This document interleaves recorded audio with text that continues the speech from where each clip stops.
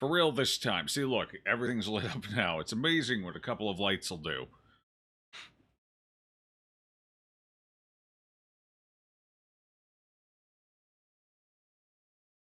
Alright.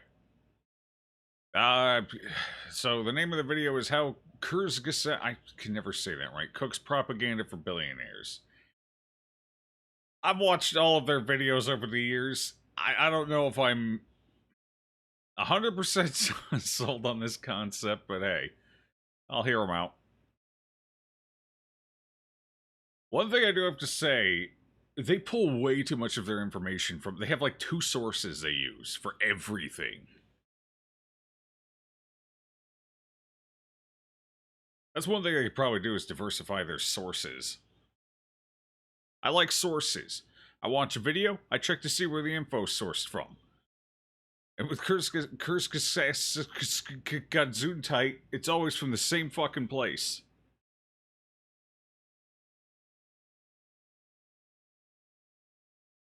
But I don't know if that's necessary. Anyway, we'll see what the video says. We'll check it out.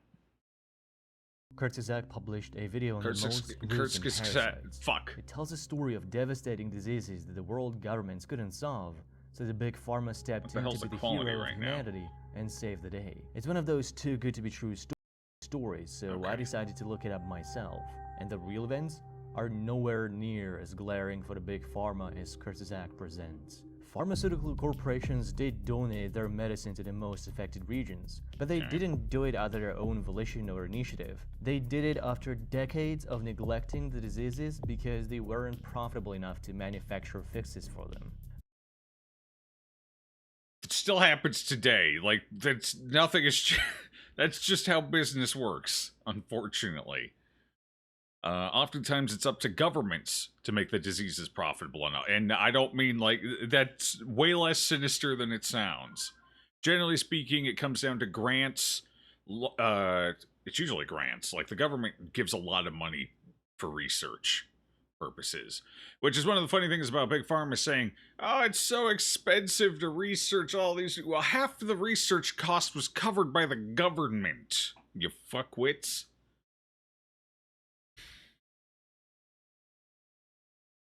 Silver Shield.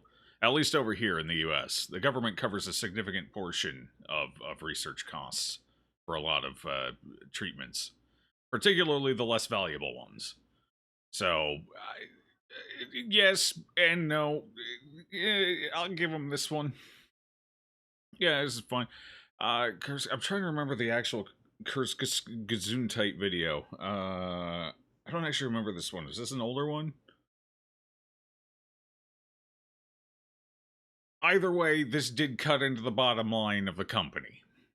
So, it may have been pressured into it. Were they pressured into it? I don't even know. Nobody pressures Big Pharma into shit. Nobody. So they obviously wanted to do it for good PR. But anyway, you know, alright, let's keep going. Bill Gates is actually responsible for much of the neglect. His charitable priorities overemphasized big-name diseases such as malaria, HIV, or tuberculosis.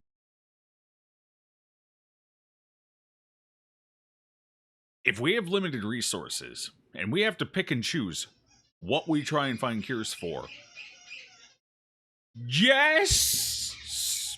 Yeah, let's focus on the big killers. Malaria, how many people...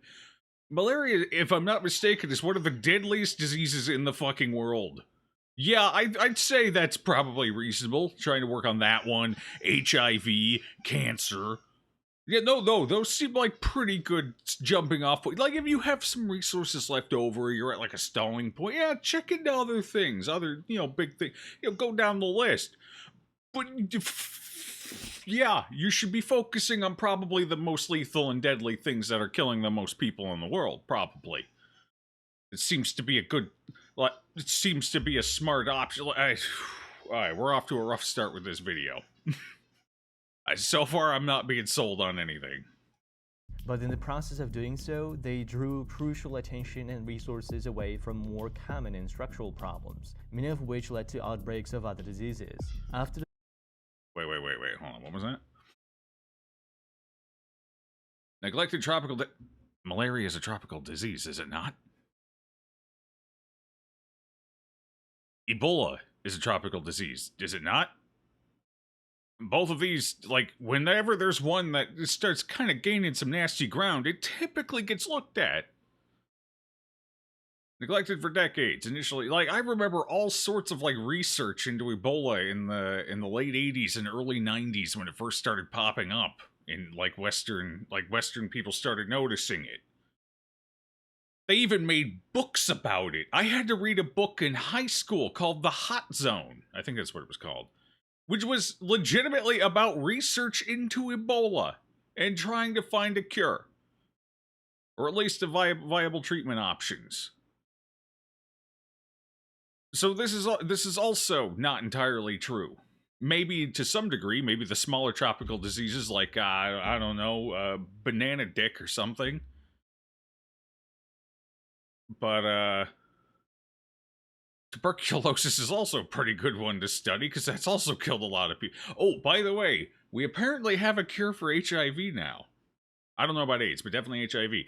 It's prohibitively expensive and dangerous, but it works. They've successfully cured HIV on one person now. Not practical to roll out to the masses just yet due to the risks, but we have legitimately cured a case of HIV now. At least one that I'm aware of. Malaria is a parasite. Close enough. Hello, comrade. I think parasites typically get lumped in with diseases, though. So,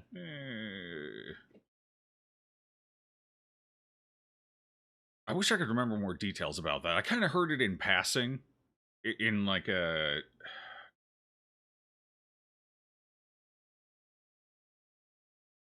I can't actually remember any of the details. We might find a video to watch on that, because it's kind of interesting. But anyway, like, the focus on HIV and AIDS has not been wasted. Like, we now potentially have a cure. It needs to be refined and improved upon. But significant breakthroughs have been made there. Not to mention, increase in longevity of life, HIV, and it's no longer a death sentence. Like, holy shit. Like, yeah, it's eating a lot of money, but we've got things to show for it. Worthwhile things. Same with tuberculosis and malaria. It's not like the money was squandered and accomplished nothing. More common in structural problems, many of which led to outbreaks of other diseases. After the public pressure was too large to ignore, the drug makers decided to join the plan.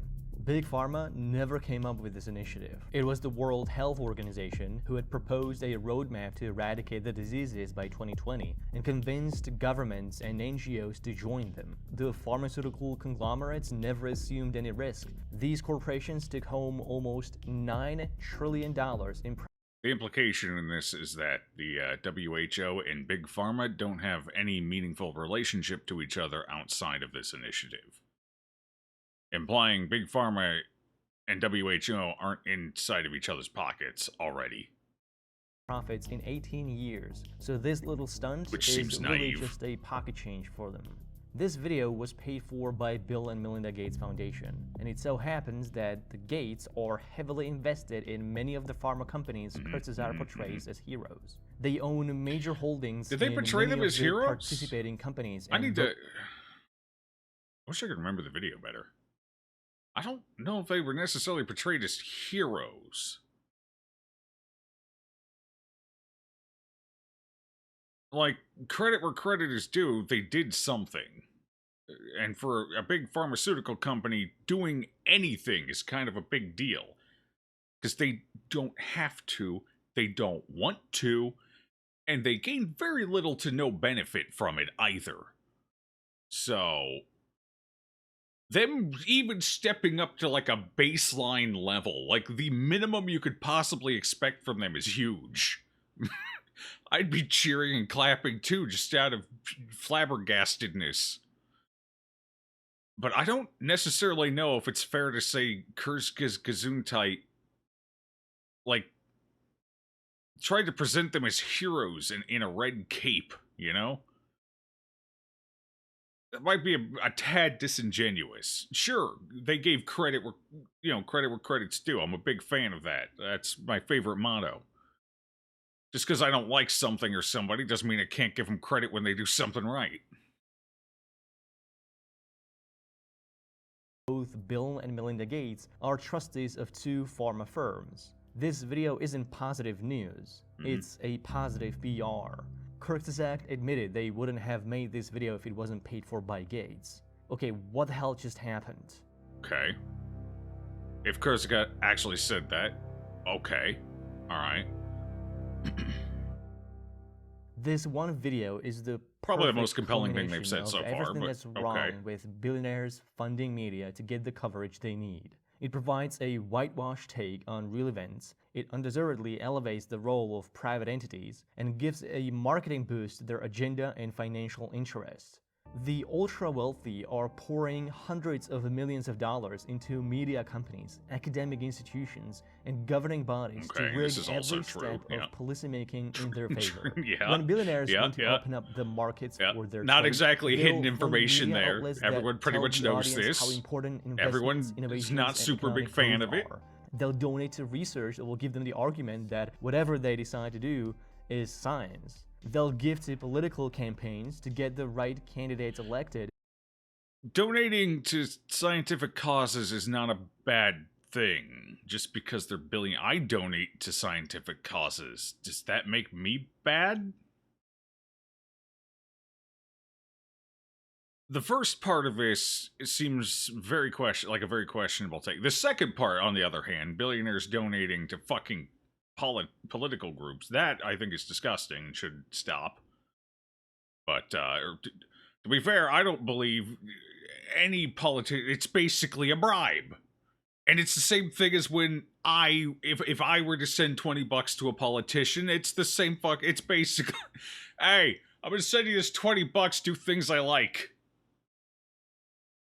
I don't really feel like financial campaigning should be a thing in politics. I feel like it incentivizes financial gain way too much.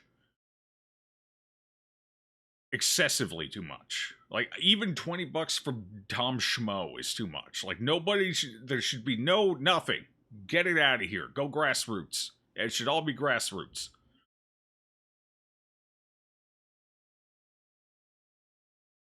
I send you bits, suffer for me. Well, that's true, yeah. That's different, though. I don't have any power. This is how Fireball works. If I call myself a politician, would you give me a $20 bribe? No, I don't send money to politicians, even ones that I like. No politician gets my money. I take a principled stand on this.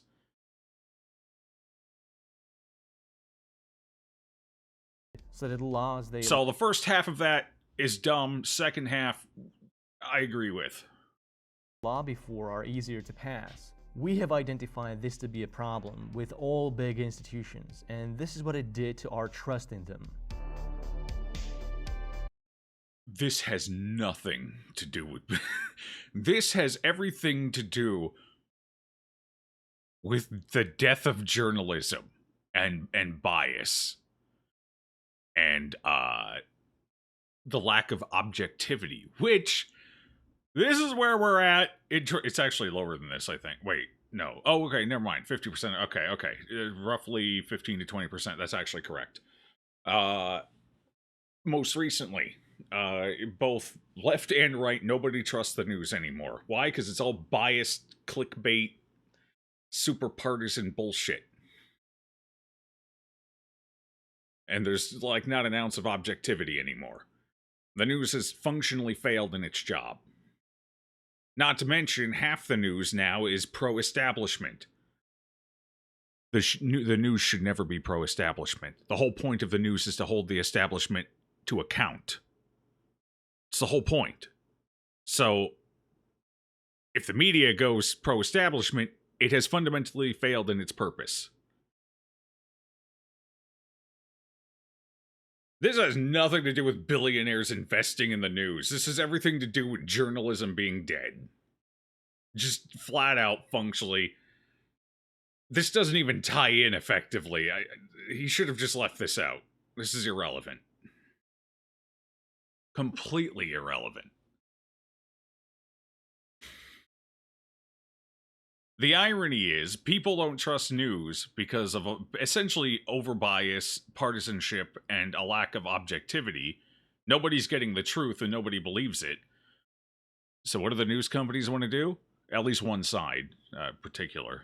The left-leaning side of news. I don't know about the right as much. I haven't heard their take on this. They probably agree, honestly. But they want less objectivity. Like, not even like, ooh, in some dark corner talking about strategy. We'll never be objective again. No, they're openly saying they want to be...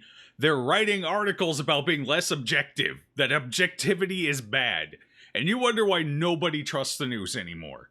Okay, yeah, you keep failing, that's fine. Nobody cares anymore.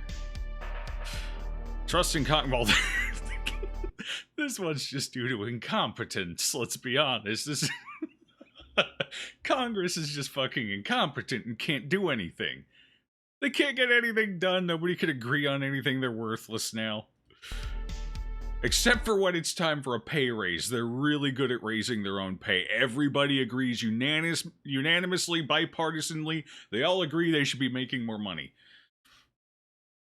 So they keep giving themselves raises. It's about the only thing they accomplish anymore. Trust in newspapers. Surprising, honestly. I expect this to be lower too, but I guess newspapers are in such a bad spot they have to do a good job. Or at least a decent job. So, if it is a problem when billionaires fund our politicians, our journalists, and our academia, is it also a problem when they fund our YouTubers? Because billionaire funding is a lot more prevalent. I tell you what, fund me, I'm open to it. Let's get this going. Couple $100,000? I'm ready for YouTube it. Than you might think. It's far beyond the scope of this 6-year-old video. I didn't realize I was watching a video sponsored by the Bill and Melinda Gates Foundation because Kurzgesagt didn't reveal this information until the last 20 seconds of the video. I actually first found out about the sponsorship from Kurzgesagt Medium article on how they treat sponsors. Here, Philip Detmer, the owner of the channel, admitted that Bill and Melinda Gates Foundation was their biggest supporter. So big, in fact, it helped transform Kurzgesagt into a powerhouse. But Philip Detmer Kurz recently came out with an article where they covered their finances. This may have been true 6 years ago. It probably was true 6 years ago. This is no longer true and has not been true for years now. I believe donations, particularly from like the Bill and Melinda Gates Foundation, only makes up, I would say it's only like 13% of their total revenue now. Like, what comes in. It's a pretty small amount now. Admittedly, when they first started, when it first happened, it was probably a bigger deal. Because I think their original, it was like 100,000, I think they originally got. To make that video. That was probably a bigger deal back then, but now this does not appear to be even, was it less than 13? Might have been less than 13. I don't know. It was somewhere between 13 and 5%. Let's put it that way. But Kurzgesagt recently actually covered this. I don't know if it was in response to this video or if it was before this video, but when was this video? When did this come out? 2 months ago. I actually think it was before this video. Surprised I don't mention it in here. Could be wrong, though. Maybe it was slightly after.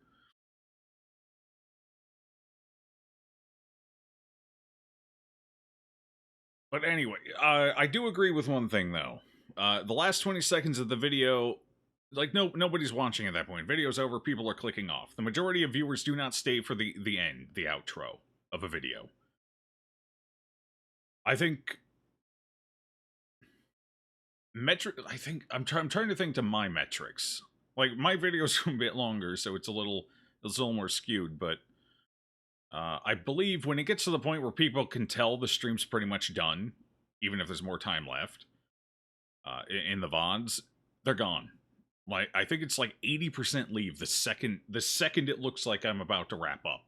80% gone. It's a huge cutoff point in viewership. Even though there might even be like 5 to 10 minutes left in the video, they're just gone as soon as they smell blood in the water. Which makes sense. Nobody cares about an outro. I don't care about outros. You don't care about outros. Nobody gives a shit about outros. Nobody cares. The only thing they're good for is saying goodbye in a live environment. Like, we say goodbye, I say, here's what to expect. People watching a VOD don't care. People watching a video don't care. The last 20 seconds of a video is irrelevant. Nobody cares. Which is why general practice is you put this stuff at the very beginning of the video. It should be stated in the first 20 seconds that this video is at least partly funded by the Bill and Melinda Gates Fund. The first 20 seconds. And in the description, right at the top. In fact, I believe this live stream's description right now has a disclaimer that I received Brock the Investigator for free. A review copy. In the text, right at the top, first thing in it. Now, Kurzgesagt does not do either of those things, to my knowledge. Unless they've maybe started. Since all of this started becoming a kerfluffle. But this I actually agree with. This is a good point. The last 20 seconds of the video is not where you put this stuff. You put it at the beginning so people know going in, okay, well, this information I'm getting might be kind of colored. You know, there might be a little, and then people can judge from there. Based on the merits of your video and your cited sources. As it should be. This is a good point. I like this point. Etmer also told us that Kurzgesagt is almost entirely viewer-funded. I wanted to know where the truth lies, so I went to the Foundation's grant database and found this. In November 2015, Kurzgesagt was awarded $570,000 $570. I thought it was about $100,000 Okay, it was a little more than I thought. 49-month-long contract. I wanted to see the full extent of this contract, so I started going through their YouTube videos to see how many were made for the Foundation. And that's when I entered a rabbit hole. I was able to identify at least 8 videos Kurzgesagt made for the Gates Foundation. When they were... Wait, where the hell was that?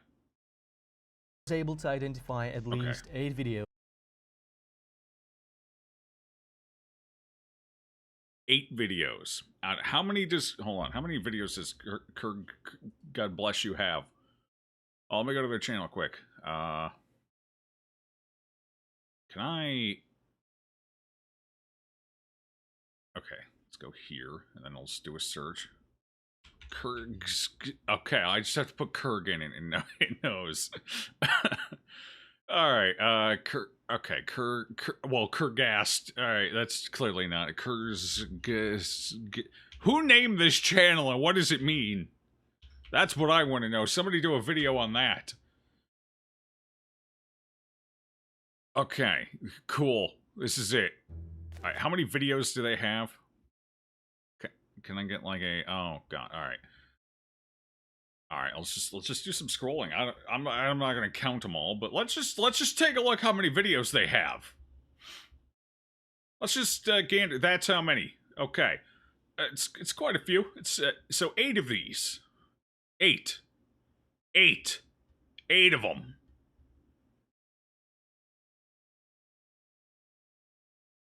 So that's a lot more than 8, significantly more. Like in a pie graph, the 8 is like a little sliver, and then there's the rest of the graph that wasn't paid for by billionaires, or at the very least, Bill and Melinda Gates.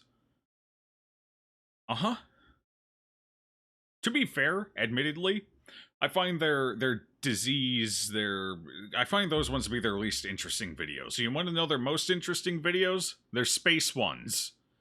This one was great. I love this one. This one was good. End of Space Dice. Like, their space ones are huge. Their medicine ones are kind of dumb, and I don't really... Like, they're not as interesting, to be fair. This one was probably... Hold on. Let me go check the... Hang on. This is another disease... Bill and Melinda Gates Foundation? Anywhere? Anything? Is this even sponsored by them? Patreon. Okay, nothing down here about it. Okay. All right, hold on. Let's go to the last 20 seconds.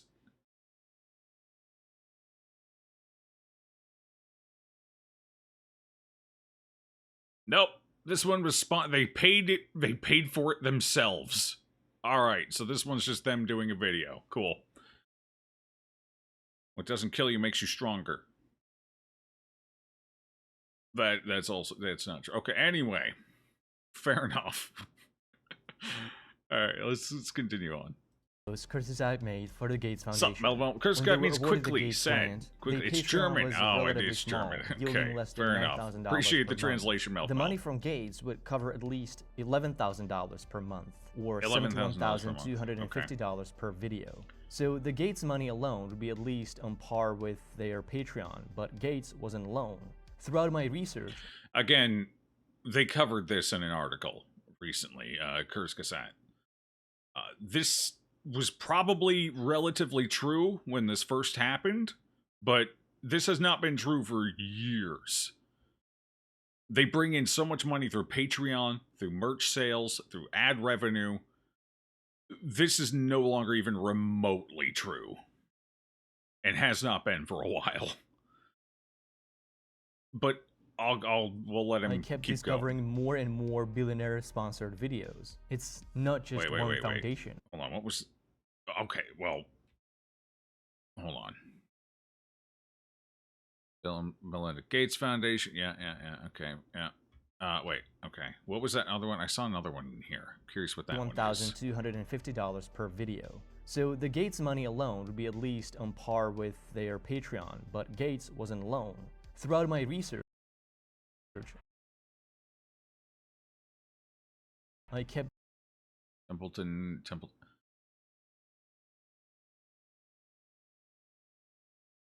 Consultation with scientists does not reflect the Templeton World Charity Foundation. I'm unfamiliar with this one. Hold on. Templeton World Charity Foundation. Which billionaire runs this one? Let me find out quick. Templeton World Charity Foundation. Founder. Sir John Marks Templeton. Founded in 1996. He was already old as dirt. Born to humble beginnings. Oh, he was a stock picker. Yeah.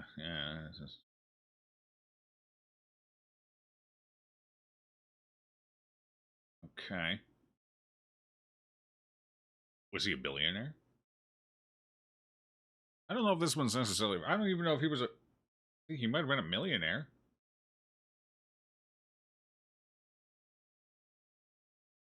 Let me check. He was influential at any rate. I guess that's fair to say.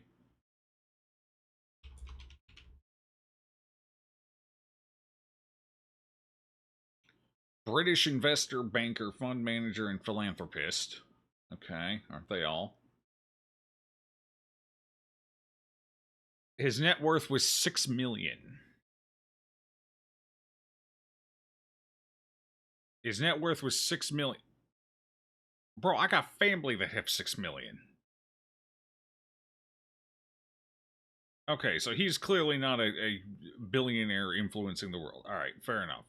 So he created a legitimate foundation to raise money for various scientific endeavors.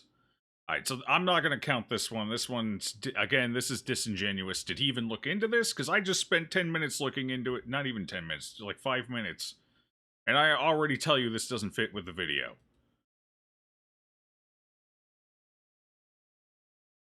Hello, Dertrom. Message retracted. Okay. How you doing, Dertrom? Kurzgesagt. It was lucky if I like them enough to give them your vote. Exactly. Yeah, I don't know. I believe politics should be grassroots. Sorry for missing that comment. The small text is hard to notice sometimes. All right, anyway. Discovering more and more. Okay, to open philanthropy. All right, let's check this one. Like, they're already giving us bad info. We're verifying everything. I will not be lied to. I will not be the victim of counter-propaganda. Philanthropy. Okay. Founders: Holden Karnofsky, Dustin Moskovitz, and Alexander Boyga. All right.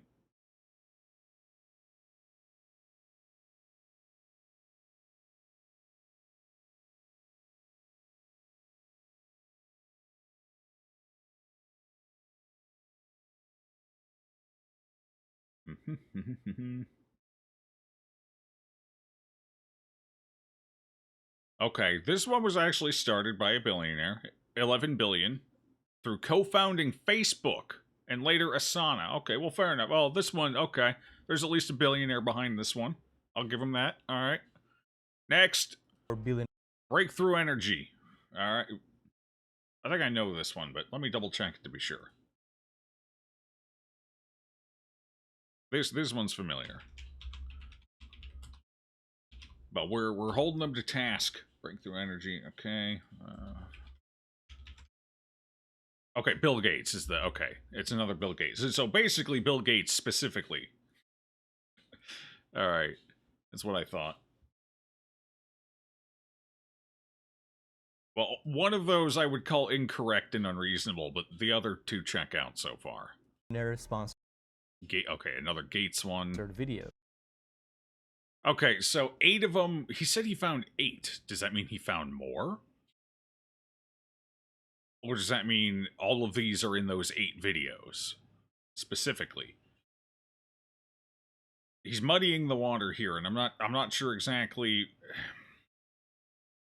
So it's more than 8 videos. He said he went through the catalog and found 8, but that was specifically the Bill and Melinda Gates Foundation. So he found these other ones with these. So it looks like how many labels was that? That was and he's including the 8 Bill and Melinda Gates Foundations in here. There was 1, 2, 3, 2, 3. So maybe a total of 15 videos, including the 8 for Bill and Melinda Gates Foundation. So about 15 videos. Okay, so he's doubled it. Probably. No, take the Templeton ones out. I'm not going to count those. There's no billionaire in play. So take, I think that was 3. So we're at 12, I think. Unless he's got more of them coming up. It's not just one foundation. It's George Soros. Oh, the billionaire boogeyman. Which ones did he pay for? Which of these foundations is he with? The Templetons and Facebook. Okay, this one is true. This one here. Templeton was not a billionaire, I don't think. I can't find anything about him having billions of dollars. He made $4 million a year, and he had $6 million net value at the time of his passing, or years before his passing. He brought in $4 million a year and had a net value of $6 million. Presumably because he gave most of his money away. So I feel like this one might be a tad disingenuous. But this one, yes. I haven't seen anything about George Soros anywhere. Nowhere. Like, none of these foundations seem to have anything to do with him. So they're just throwing his name in there because he's a scary name. Okay, cool. The co-founder Dustin Moskovitz. They also made a sponsored video for this professor from Oxford University, William McCaskill, who is funded by Open Philanthropy, and Kurzgesagt also received money from Bill Gates' personal blog and venture capitalist funds. From what I was able to find, Kurzgesagt made at least 1 video for Open Society Foundations, at least 3 videos for Templeton World Charity, 3 videos for Bill Gates' blog and Breakthrough Energy, and 1 video for William McCaskill. Okay. So 8, 9, 10, 11, 12, 13, 14. Okay. I missed 2. I'm not counting these. This doesn't seem to be a billionaire backed, as far as I can tell, at least from basic Googling. And he's given me no evidence that it's billionaire backed either. So I'm not counting these 3. The rest, fine. Okay. Still, compared to their entire catalog, this is maybe 10% of their videos so far. We know they were awarded $500,000 from the Gates Foundation and almost $6 million from Open Philanthropy. That's that. Now that's interesting. Although I wouldn't necessarily say either of these videos was particularly good for billionaires. I remember these videos. They had a drop of optimism at the end of two otherwise relatively grim videos. I wouldn't say these were particularly,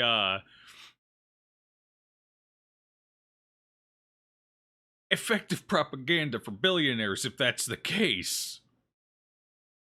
I don't, so far I'm not sold. These ones, maybe. It's pushing vaccines and it's talking overpopulation. Actually, overpopulation is good for billionaires.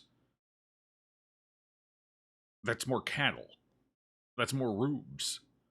That's less worker power.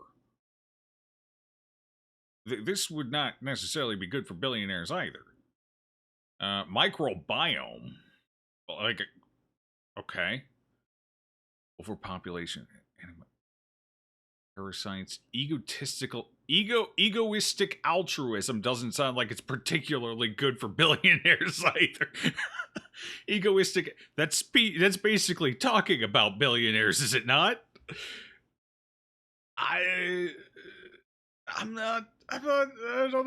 I'm not sold. If they kept the Let's see same what else per he has to video say. rate since the Gates grant, it could be 6 million estimated is a lot, Kurzgesagt though. received Okay. at least $7 million from billionaire funds. This would be more money than Kurzgesagt received from their supporters on Patreon in the entire history of the channel.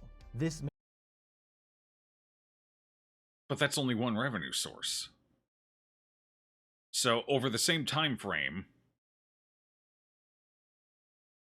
their Patreon alone has earned half of that back, not counting merchandise, ad revenue, and any fucking thing else they make money from. There's 1,000 different ways to make money, especially when you've got a successful YouTube channel. And again, Kurzgesagt actually came out with an article covering where their money comes from. And the $7 million from the billionaires was not a significant portion of it. It has not been for a long time. Made me realize that Kurzgesagt Maybe I should never go look was for this that article. small, independent, almost entirely viewer-funded channel. As soon as the studio incorporated, billionaires began lining up. They transformed the small Munich-based design studio with 5 employees into a multi-million-dollar media powerhouse with dozens of employees.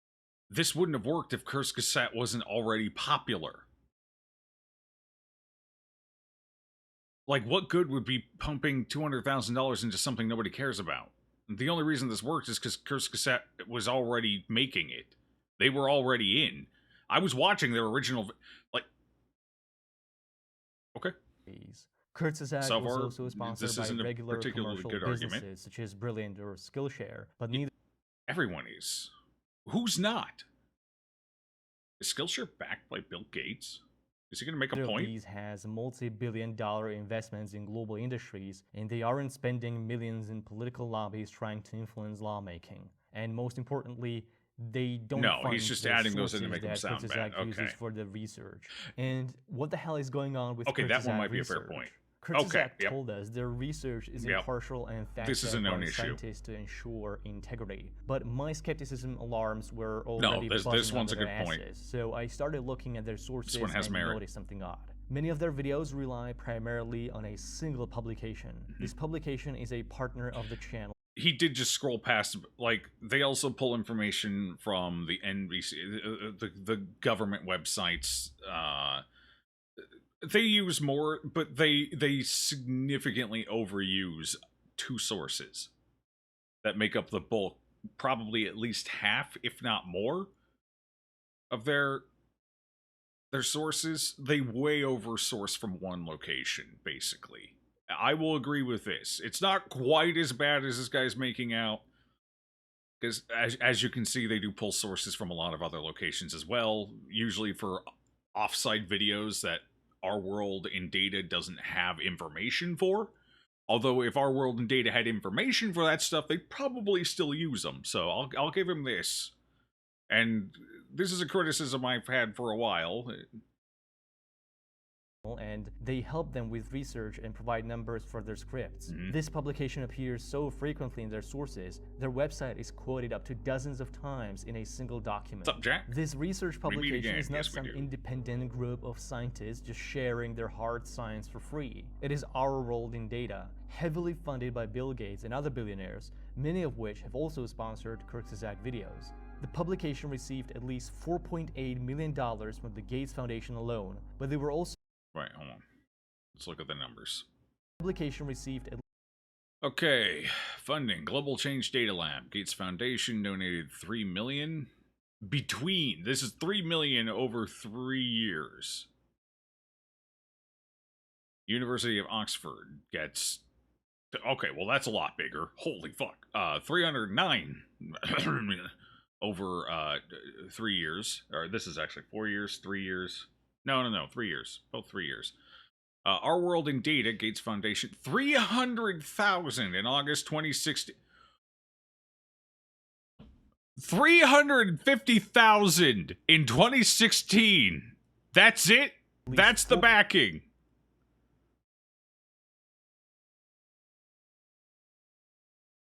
This is your smoking gun.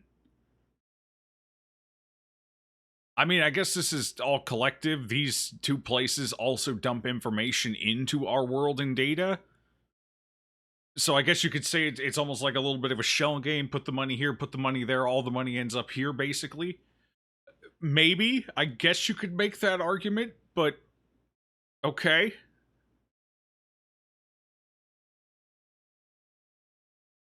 Our World in Data. Funding. Wait, 1.8 million from the Bill and Melinda Gates Foundation. Okay. To what? What is this 1.8 funding? It doesn't say where it went. If it was to Our World in Data, why not lump it up with this value? If it was for any of these other so where did this go? This information seems incomplete. It's an online publication funded by an elite club of billionaires. One of the most significant donors was Warren Buffett. There's another boogeyman name. Okay. 0.8 million.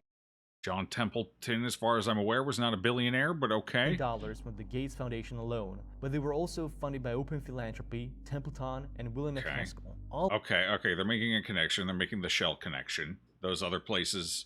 Well, the money wasn't directly from the billionaires. It was from things funded by Okay, all right.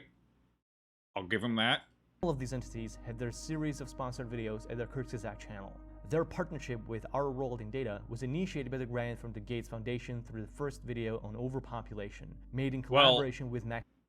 It was 2020, 2021, and 2022. It was those 3 years. Technically, if you subtract the two, yes, it was... Wait, was one of them 2000? I thought it was 2020 to 2022. If that was 2000, that's my bad. I'm illiterate. You're okay. Have sleep troubles lately? Don't we all? Call you Dream if this helps. In German, it means the dream thief. Got it. All right, I'll try and remember that. It's definitely easier. You guys have seen me try and pronounce Kurzgesagt. It's not pretty. German and I don't get along. A lot of trouble pronouncing my name, so I think this will help. Indeed. All right.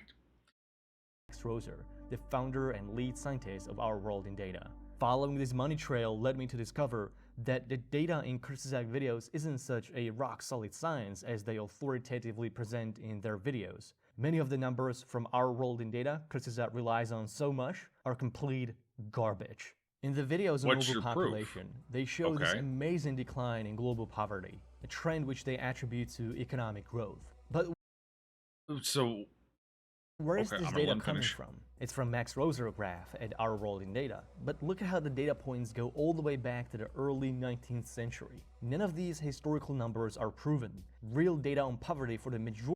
Okay, hold on. All right, let's approach this with critical thinking. Okay, so none of these older dates are necessarily concrete provable, okay? 19th century. What about the rest of this graph over here, which very much is concretely provable? Who gives a fuck about back here? You still have all of this up here.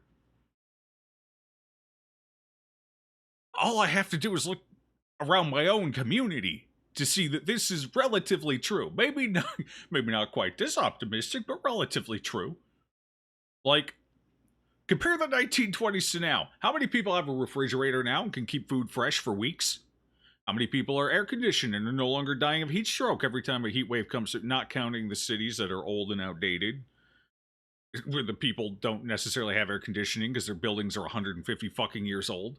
Not counting those, but, you know, everywhere else. How many people have access to just general day-to-day medicine now? Just take a quick trip to your local doctor, your family practitioner.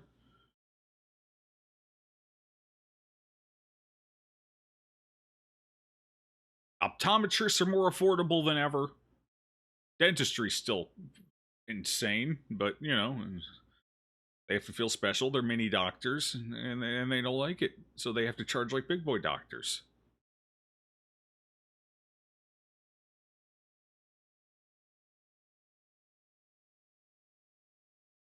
Fewer people are dying from stray diseases like, we were just talking about it, malaria. Guess what caused malaria to largely go extinct in most of the first world countries, in the developed countries? Development did. Largely driven by industrial and economic advancement. Tuberculosis is no longer the massive killer it used to be. Malaria is largely gone. We don't have to worry too much about that over here in the continental U.S. I don't know about those weirdos over in Hawaii. Bless them and their pineapples. I don't know what they're going through. I'm a little more detached from them. No, well, pun intended. But like this is a very horrible argument and is disingenuous at face value because he's hinging all of the data being bad because this data isn't as rock solid and reliable as we probably would like it to be. Who gives a shit about this section? Who gives a fuck?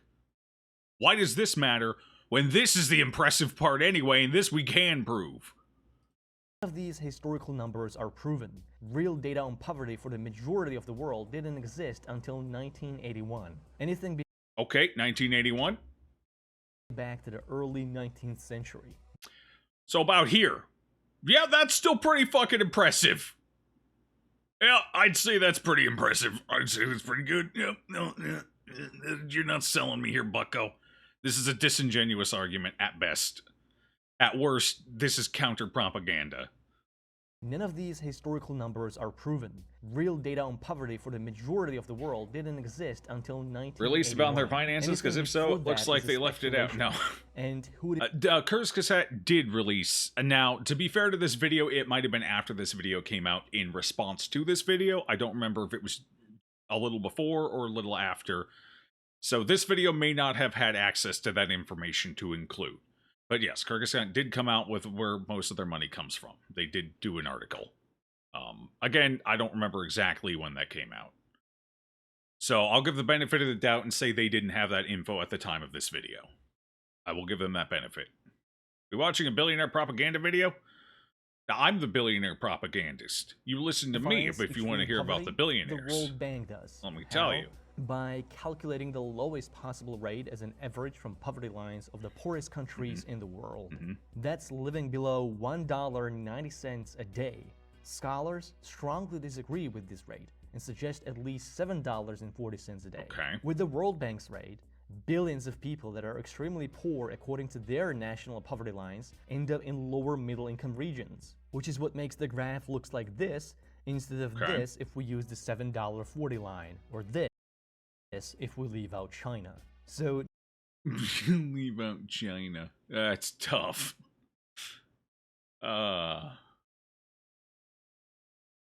Okay. $1.90 a day. That does seem a bit low. $7.40 a day. $7.40 a day is probably more reasonable. But even if you account for that, I'm still seeing a pretty nice dip here. Yeah, sure, may not be quite as optimistic. Well, I mean, okay, so this is still presenting the same thing. It's just using a different starting point. Like, there's still significantly fewer people making $1.90 a day, which means people are still earning significantly more on average. Okay, not as many of them are hitting $7.40 a day yet, but a shitload more people are making more than $1.90 now. These graphs are both showing essentially the same thing. They're just presented differently. It's the same data. They're both showing an improvement. They're just showing it from a different starting point.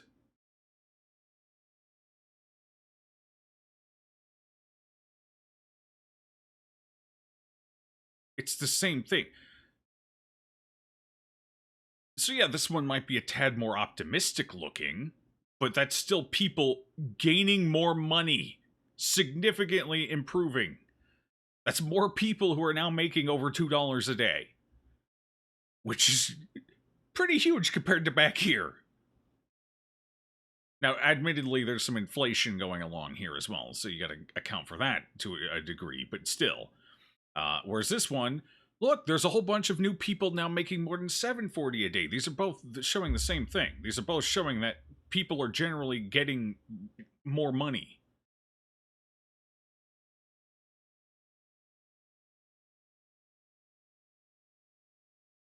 People, more people just haven't quite gotten to the 740 mark, but we're getting there apparently. The line's going like,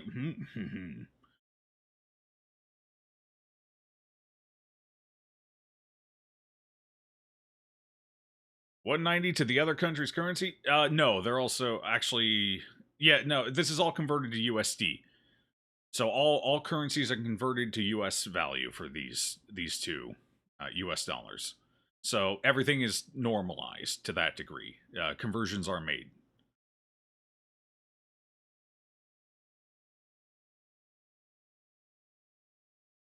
Currency exchange, and yeah, no, these aren't.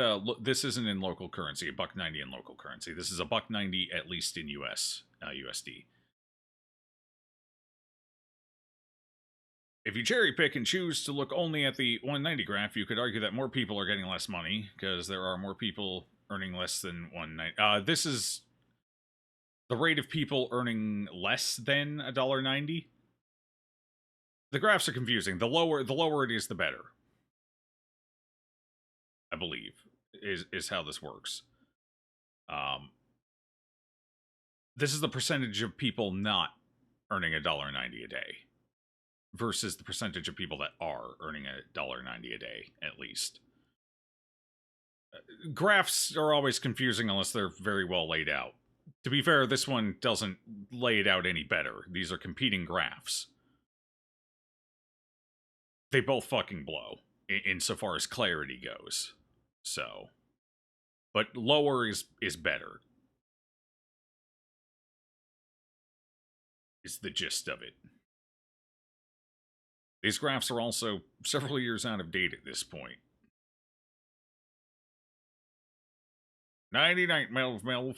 Alright, anyway, keep going. Not a dramatic decline at all, but an increase actually, or a stagnation at best, since 19. Okay, so fewer people for a while there, since 81, so through the 80s and into the 90s. But then we hit the 2000s, things stagnate a bit, and in the later 2000s, things are starting to improve. Okay. But that's specifically the 740 a day, and this is global. So, globally speaking, there was a bit of an issue here for a period of time. Now, to be fair, globally speaking, there were a lot of wars breaking out in the 80s and early 90s. A lot of small proxy wars, thanks to the Soviet and US Cold War, where they didn't want to fight each other, but they sure wanted other people to fight each other for them. So, there's probably a good reason money was getting a little tighter. And neither of these graphs represent that. This was about the time a lot of the proxy wars kind of ended. And then things started improving again once war settled down a smidge. And there was less conflict. and fewer trade issues as a relation.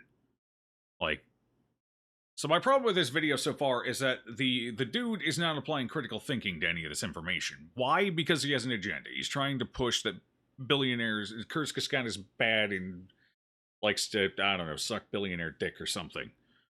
So, no critical thinking is being applied to any of this information because the more you think about it, the less convincing it is for his argument. So the idea is to give a blitz of information, show some fancy graphs that aren't very clear at a glance, and then move on, without thinking or talking about why this might be the case. To be fair, it's already a 24-minute video, and if you actually stop to talk about all this like I am, it would probably be a 2-hour video. 1981. There's also half of the world's population suffering from hunger, food insecurity. Secure, malnourished. Okay. And malnutrition, more than 40 million modern slaves, and the ever-widening income gap between the richest and the poor. So really hard to come to an income USD per capita.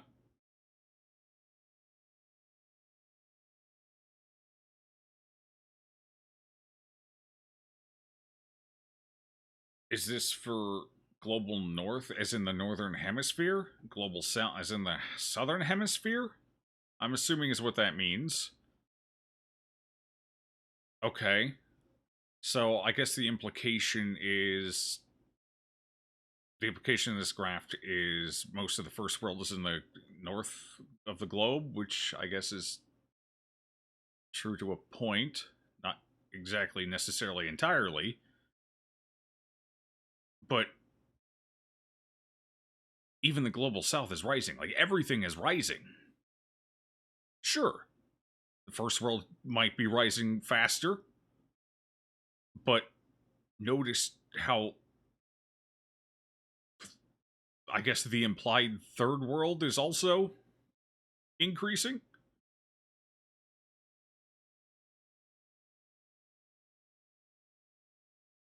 And as this increases, like, where was this back before the U.S. was considered the first world? Where was this during, like, I want to see this graph go further back. 1960? Who gives a shit? At 1960, the U.S. was already first world. What about when the U.S. wasn't quite as first world? What did it look like? How stagnant was it? You're comparing what effectively counts as people who have already made it to people who are still working on making it, who are still establishing, who are still in the infrastructure phase. And even they're increasing. That's what I'm assuming this chart is supposed to represent. Optimistic conclusion that poverty is somehow on the decline. But you just showed it was in your own graph. You just showed poverty is declining. It is a conclusion touted by Bill Gates, who also paid for this video to be made. As the economist Max Roser has said, the world has done quite well on this. The newspapers could have run a headline. The lives of the poor. Legit global economic stats didn't exist before 1981. Proceeds to show a graph starting in 19... Yeah, this guy's arguments, he's not really... There's a lot of disingenuous information and talking points in this video so far. Some of it, he's got some good points so far. For example, they need to source from more places than just the two major ones they do.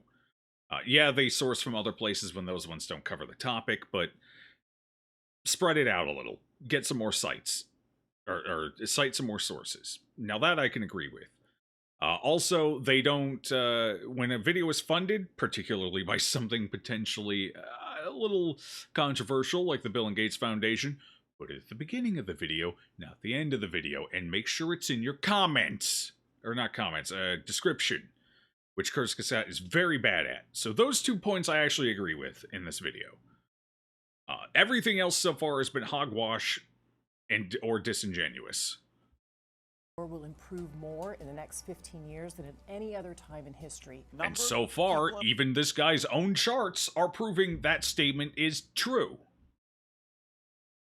Poverty fell by 137,000 since yesterday. Comes out as a what for many people will be a stunningly positive story. Many videos made in partnership with Our World in Data can be dissected like this. Look at the numbers on historical emissions from the video on who is responsible for climate change. Where are these numbers coming from? Our World in Data, of course, but that's just one source that can... Okay. I actually know what he's going to say about this one. I'll let him say it before we talk about it, and we'll see if he mentions it.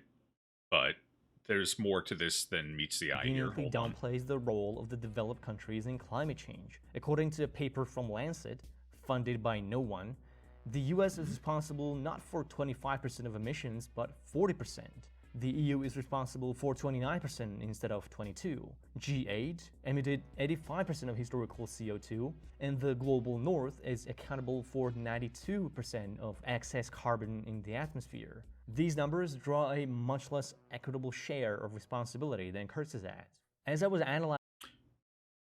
Is he going to mention it? I'll give him the benefit of the doubt. Is he going to mention it? More and more videos, I Is he going to mention a plot I did not expect to find. In a couple of separate videos on climate change, is he going to mention it? Briefly mentions seemingly random selection of innovation.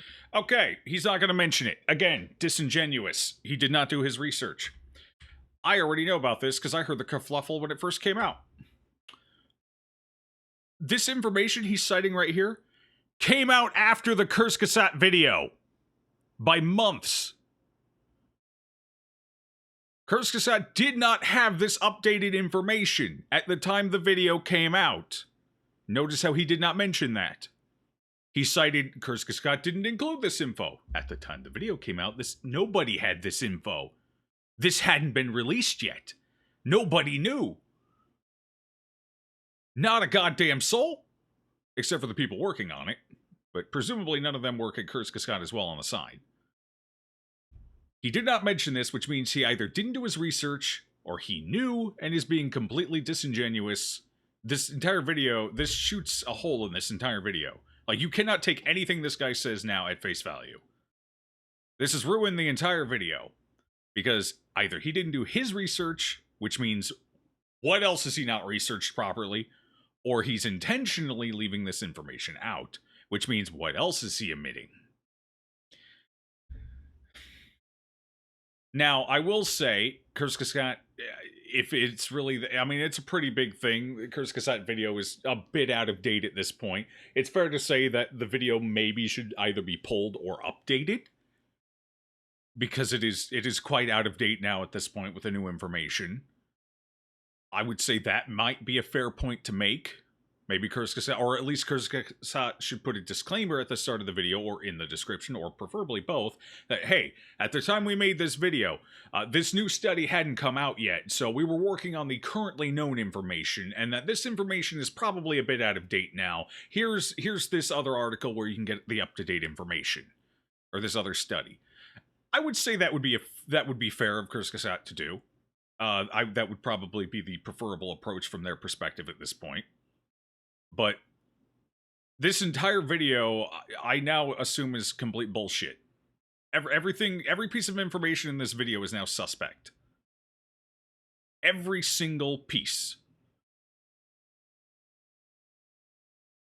Much less equitable share. His credit is ruined. The video's credit. Well, I don't know about his. I don't know what else he's done, but this video's credit is shot. I did not expect to find. In a couple of separate videos on climate change, Kurzgesagt briefly mentions seemingly random selection of innovations. Or a new generation of nuclear power plants to new batteries, electronics and steel, low carbon production of cement, artificial meat, carbon capture, direct air capture, and carbon capture. There doesn't seem to be any objective merit as to why I mentioned these in particular, but they do.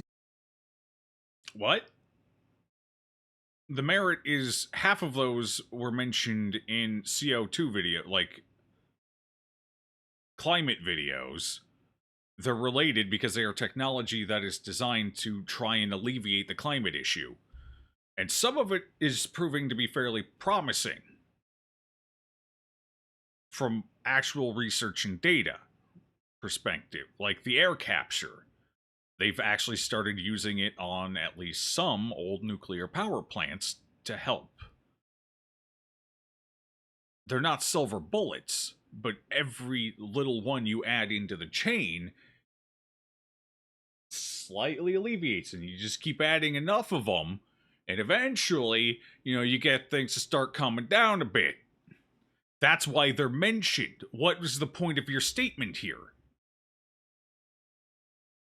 Do have in common two things. Bill Gates has invested millions into startups developing low-carbon cement, steel. So chat, here's a little information on how investing works. These are breakthrough technologies. Everyone is investing in them. I'm investing in them. I ain't a billionaire. I'm still investing in them. Everyone is investing in these things. It ain't just Bill Gates. Why do you think they have so much money to work with now? Everyone is investing. I'm investing. Everyone is investing. Of course Bill Gates is investing. Everyone is. Batteries, alternative meat, nuclear energy, and carbon capture.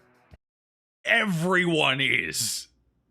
And none of these technologies have proven anyone who invests is currently investing in these things to be commercially viable or scalable enough to make this dude clearly doesn't invest. Them count. The innovations lack. I don't believe you're not a billionaire. I am a billionaire. Oh wait, no. Fuck. Give me money. Please, I'll eat something spicy. Backing, and experts do not agree relying on them is a valid strategy. Don't agree, meaning some do, some don't. Let me let you in on a little secret. This one is part of the culture war.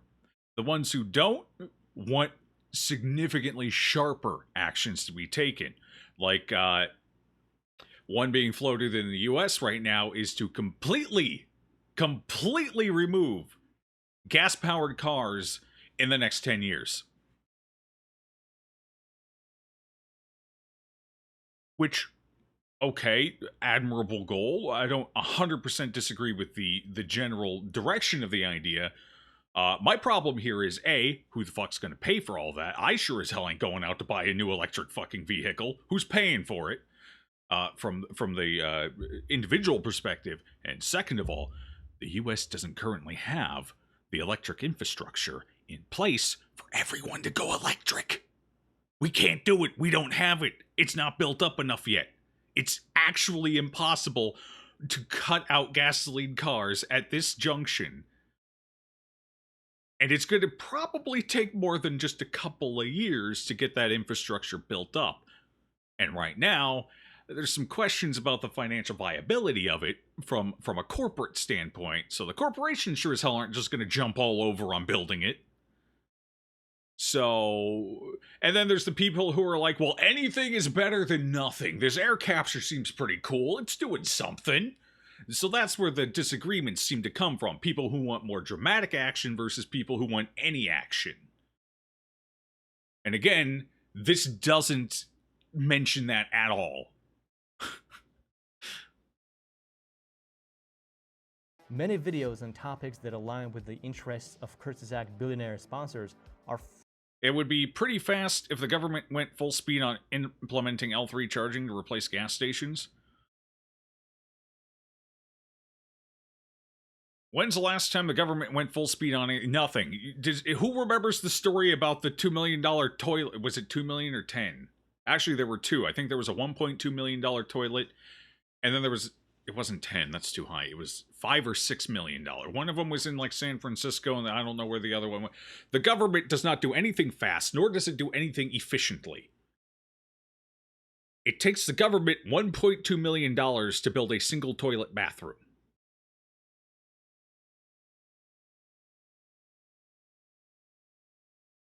No, that's not how much that should cost. At all. Not even close.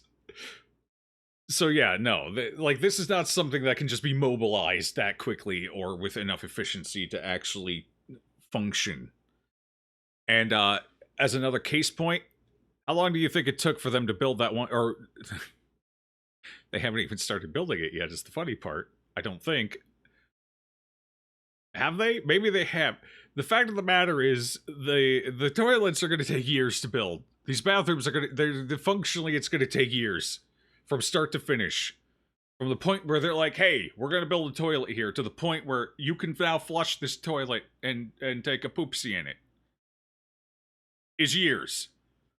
The government is not going to get L3 is doomed if it's up to the government. It's not going to happen. They can't do it. They're a bloated, dying whale on the beach. Yeah, no, that's not happening. So yeah, anyway, electric cars will inevitably be the future. Eventually we will get there, but it's going to take time. It's gonna take time. It's not gonna happen overnight. And if you try and force it to happen overnight, you're gonna get a catastrophe. It's already laid out. We already have a vast power grid. Just gotta set it up for high voltage DC. A study about that, and the line is about 30k miles past the EVs are saving carbon. Past that EV, oh, okay. 30,000 miles of use, and then the EVs are saving carbon. Okay. 30,000 miles is a lot of miles, though. Like, that's not a small amount. But the car, the more carbon you're saving, yeah. But to be fair, most people end up driving their cars for what, close to 100,000 usually before they start looking for a replacement. So, okay, that's fair. What makes sense is if you are on the market for a new vehicle, consider like, yeah, exactly. Like, this isn't something that's going to happen overnight. Like, I couldn't afford to go out and just buy a new electric car. I don't care how much you want me to. Where in my bank account is that even remotely? Like, the numbers don't add up. Because I'm definitely not a secret billionaire that nobody knows about. No, I'm not. No. Nobody can prove it. Prove it. I'm definitely not. I'm certainly not a billionaire. Maybe.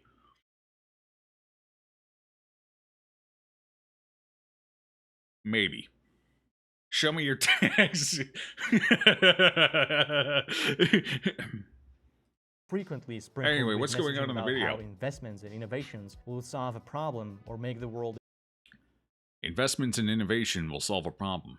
Chat, we have an entire history, thousands of years, where investing in innovation has solved problems. Literally thousands of years of evidence of this. Thousands. Yes, investing in innovation does have a tendency to solve problems. Look at the food crisis. Back around the time of World War I, we were having, what was it, nitrate, I believe? We were having a nitrate issue. We were going to run out of nitrates, and we weren't going to be able to feed the global populace. Millions, if not billions, would eventually die. So what happened? Scientists started working on it. People started investing in it. And eventually, a scientist figured it out around World War II. Downside is he also discovered mustard gas in the process. So that, it's give and take a little bit. But anyway, investment solves problems. How do you think we found a potential cure for HIV? Investment. Investment solves problems. What's the point this guy's trying to make right now?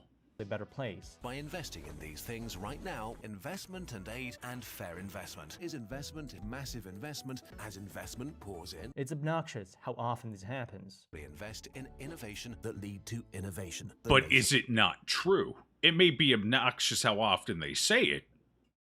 Maybe, depending on your tolerance for repeat information. But where's the inaccuracy? You have not presented an inaccuracy or why this is a bad thing. You've given us nothing. You're just saying, oh, this is bad, and then that's it. Of innovation and innovation, but innovation, the more time we give innovation, and innovations like artificial meat. The standards for quality of such data is profoundly low. 600%. What is this information you're quoting? What does this have to do with anything? Forward in order to make these. Wait, what are the? Why are you quoting numbers and not talking about what those numbers mean? Hidden injections work. In the instance of carbon capture, Kurzgesagt pulled the numbers on cost straight from a Gates-funded magazine, who took the number from a Gates-funded private carbon capture facility. But again, Kurzgesagt has had issues with citations in the past. Sure, we've already established that.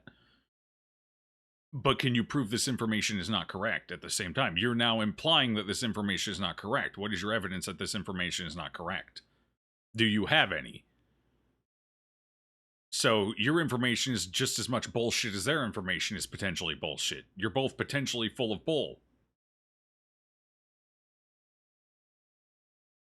So why should I take your word over reality, theirs? You've already proven your information is bad in your own video. Are right now, then carbon capture. Reforestation, less than $50 a ton of CO2 today.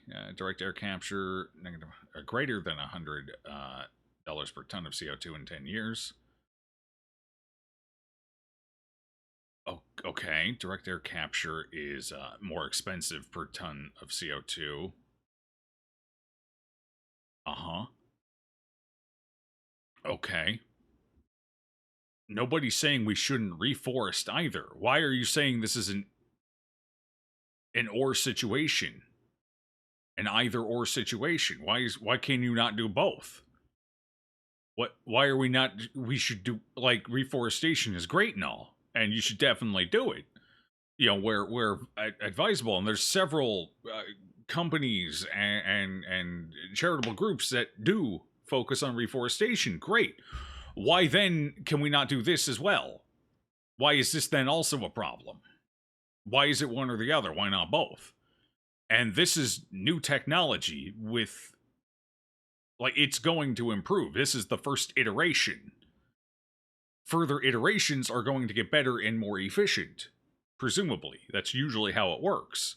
With technology, just look at your GPU now versus your GPU 10 years ago. To put it in computer terms we nerds can all understand. So why is this now a problem when this has a significant amount of room for improvement? Reforestation is great and all, but it's pretty set in stone. Like, a certain number of trees are always going to be a certain number, and, you know, like, it's going to actually... This can actually improve too, because you can get more efficient at actually planting the trees and presumably growing them. So there's room for improvement here too, even. He's presenting this as an either-or situation. Why? It's projected to be in the most optimistic estimates, which won't be real until at least the next decade. Okay. Rather than solving the climate crisis, many scientists argue such investments divert attention away from more impactful solutions. Are they? Team Trees is still doing tree stuff. There have been several new companies that have started doing tree stuff, seeing how well Team Trees was received. Like actual corporations, not just individuals starting stuff up like Mr. Beast did there. What was one of them? Even scams are starting to reforest. Scammers are getting to, like, what's that one? The Noble Titles. Noble Titles donates trees. And people have actually looked into that, and they do actually uphold their end of it. They do actually pay to have trees planted, like they say they do. Sure, the rest of it may more or less be a scam, but at least they plant the trees. That's good PR, right? That's good for the environment. You're just buying a gag gift that we're not telling you is a gag gift, but hey, we're planting trees here for it, so it's all good. Like, even scammers are planting trees. It's your GPU now versus your GPU 3 years ago. Yeah, even then. Yeah, this video is asinine. It started out questionable, then kind of made a couple of good points, and then went off the deep end. We're off the deep end at this point.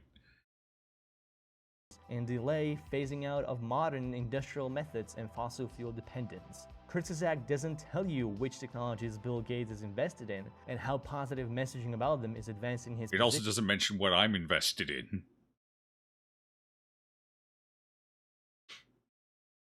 Mini skirts. But Kurzgesagt did take the effort to mention exactly those technologies that Bill Gates and his billionaire friends are most invested in. There is a pattern that can explain. Okay, so the point he's trying to make is they're pushing this stuff because they're invested in it. So they want it to do well, so they're pushing other people to get invested in it. Well, no shit, everyone's doing that. Chat, I'm pushing you to get invested in it when I mention... Don't.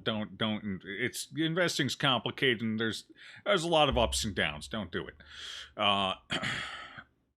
The idea is that they're invested in this, so they want it to succeed. So they're propping it up so that other people will invest in it and make their money worth more. But just because you get more investment in it and prop it up doesn't mean you're gonna make more money. Because if it's not a functional thing, it's still gonna collapse. All you have to do is look at most investments in the CCP. Or specifically in China, they all collapse. Look at the housing market over there. the fact that half of the housing on the market isn't actual housing, they're shell buildings with nothing in them. No rooms, no plumbing, no electricity, no nothing. You're literally just buying an apartment to say you have it, but it's not functional or usable unless you're into squatting. So, like, and that market is now at serious risk of completely collapsing.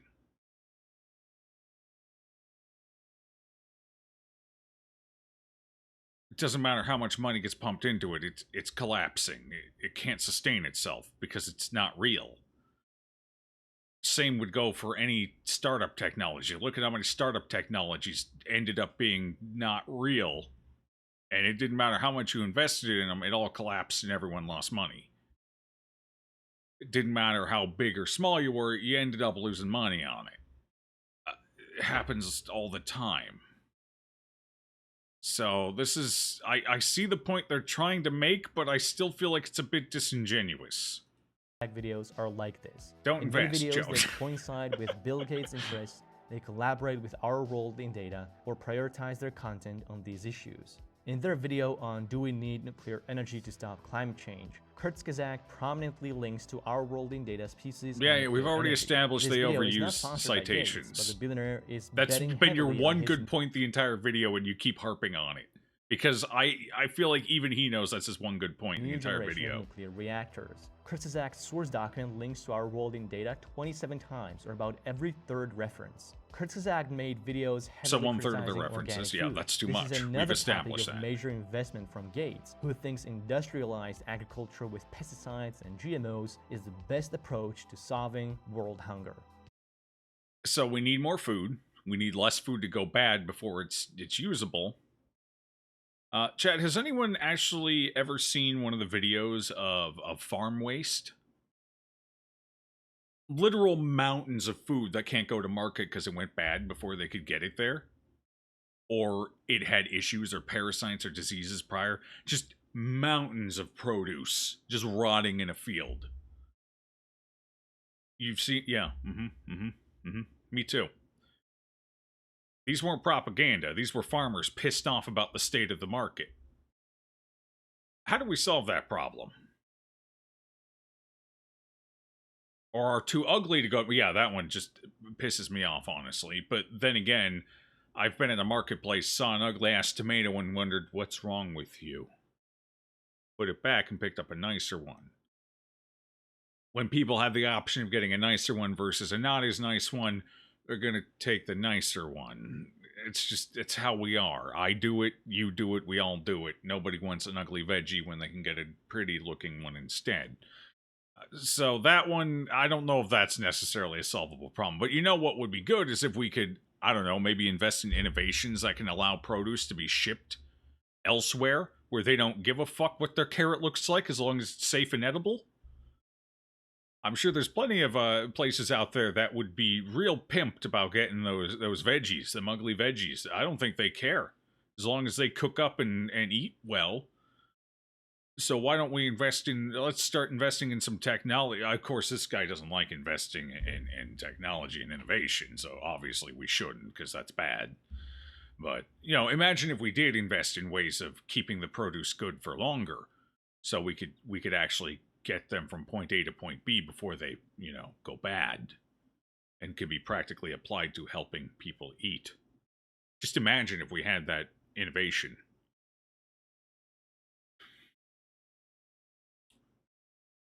Because, you know, I sure don't go hungry. I don't think anyone else should probably go hungry. It doesn't seem good, especially when we have all this lovely food going to waste. And what helps that? What has increased shelf life and stabilization more than anything else throughout history of agriculture?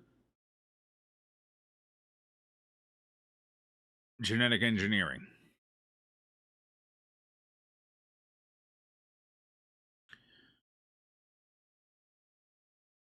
I'm still not sure why GMO is the boogeyman, honestly, other than the fact that everyone wants to blame Monsanto or whatever the hell it's called for everything. Florida.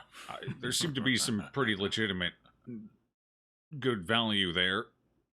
I know for a while a lot of people were like, but it's genetically modified, so it's going to splice with my genetics, and I'm going to become a cucumber. I think that was the argument or something.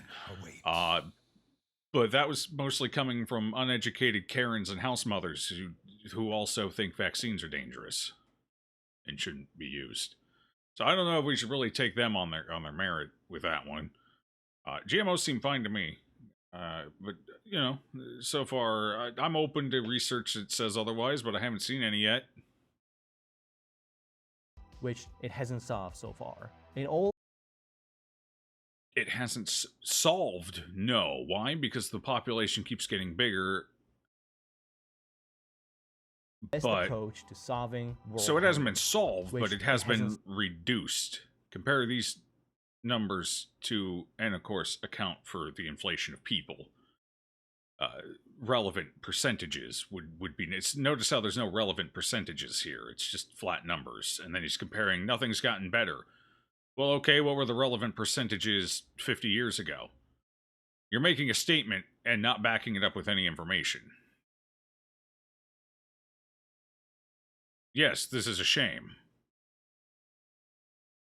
Although, let's be honest, part of this is just because of the first world diet is not always the most nourishing. A lot of very, very unhealthy foods are being eaten, even in first world countries. Malnourishment is still a problem everywhere, but not because... It's because people are dumb and don't want to eat well. It's because people love McDonald's fries. Never understood the appeal there. Never really been a big fan of their fries over anyone else's fries. Like, a fry is a fry. But 2.1 billion, that's, like, this is, like, there's definitely first world in here.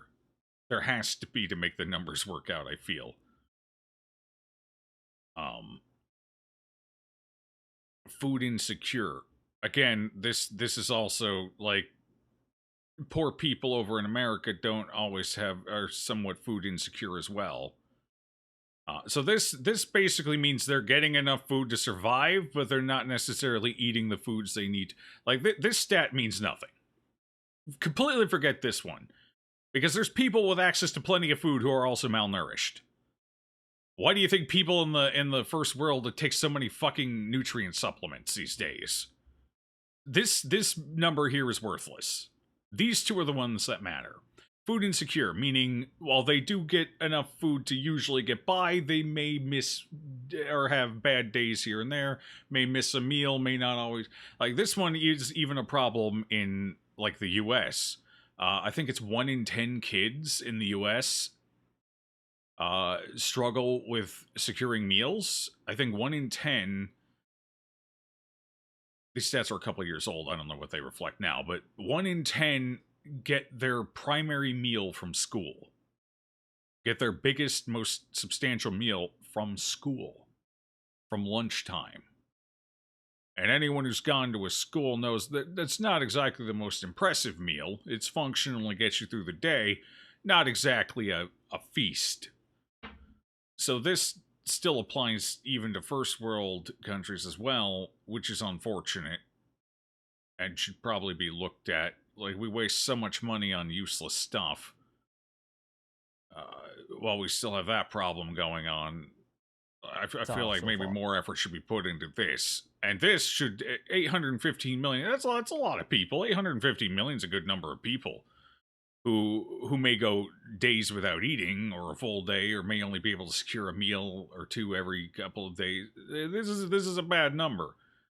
That's not ideal. But where's this compared to, relatively speaking, percentage-wise, to where was this 50 years ago? What about around the time of the Great Depression? Like, there's been numerous famines throughout history. Relative percentage-wise, what does this shape up to versus any other point in history? You're not giving me that information. This is just a bunch of big, scary numbers. One of which doesn't mean anything. In all 4 cases where Kurzgesagt draws... This is why you think critically, chat. Critical thinking is important. Don't just take numbers at face value. Always think about how they're applied. On organic food, The ugly stuff gets our world processed data into is other cited products, as not thrown. reference. Sometimes, not always. There are mountains of unfortunately ugly food that does not get processed down because there's just either too much of it or it's something that doesn't really have a great application otherwise. Sometimes, yes. Carrots, for example. Baby carrots, a lot of the times are made out of ugly carrots because you're shaving the carrot down into a baby carrot anyway, so it doesn't matter what, and you're getting a nice, so that is applicable in some areas, yes. Carrots are a good example. Tomatoes are not necessarily a bad example because they can be turned into tomato sauce, but you still end up usually with more waste than what you can, turn into other products realistically. But yeah, there are areas of produce where that's fair. It's a fair point. But I appreciate the subscription there. Appreciate that, Professor Upsidaisium.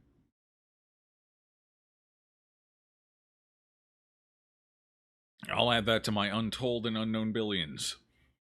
This video is also not sponsored by Gates. The most generous billionaire is one of the earliest backers of alternative meat, owning major positions in vegan and meat-free protein companies. Kurzgesagt has made a series of videos on meat, all with a strong verdict on how meat is bad for you and the environment. All of these I've seen some of these, I've seen technically all of them, but I remember some of these. That's not necessarily... Again, this he's presenting... So, the Kurzgesagt videos mention the cons of eating meat. There are definitely some downsides to eating meat. I love meat. I have no intentions of not eating meat anytime soon. I will fight tooth and nail to keep meat on my plate. Even I acknowledge meat may not necessarily at all times be the healthiest thing to eat, certainly not in the quantities a lot of people eat it in. I can accept that as reality.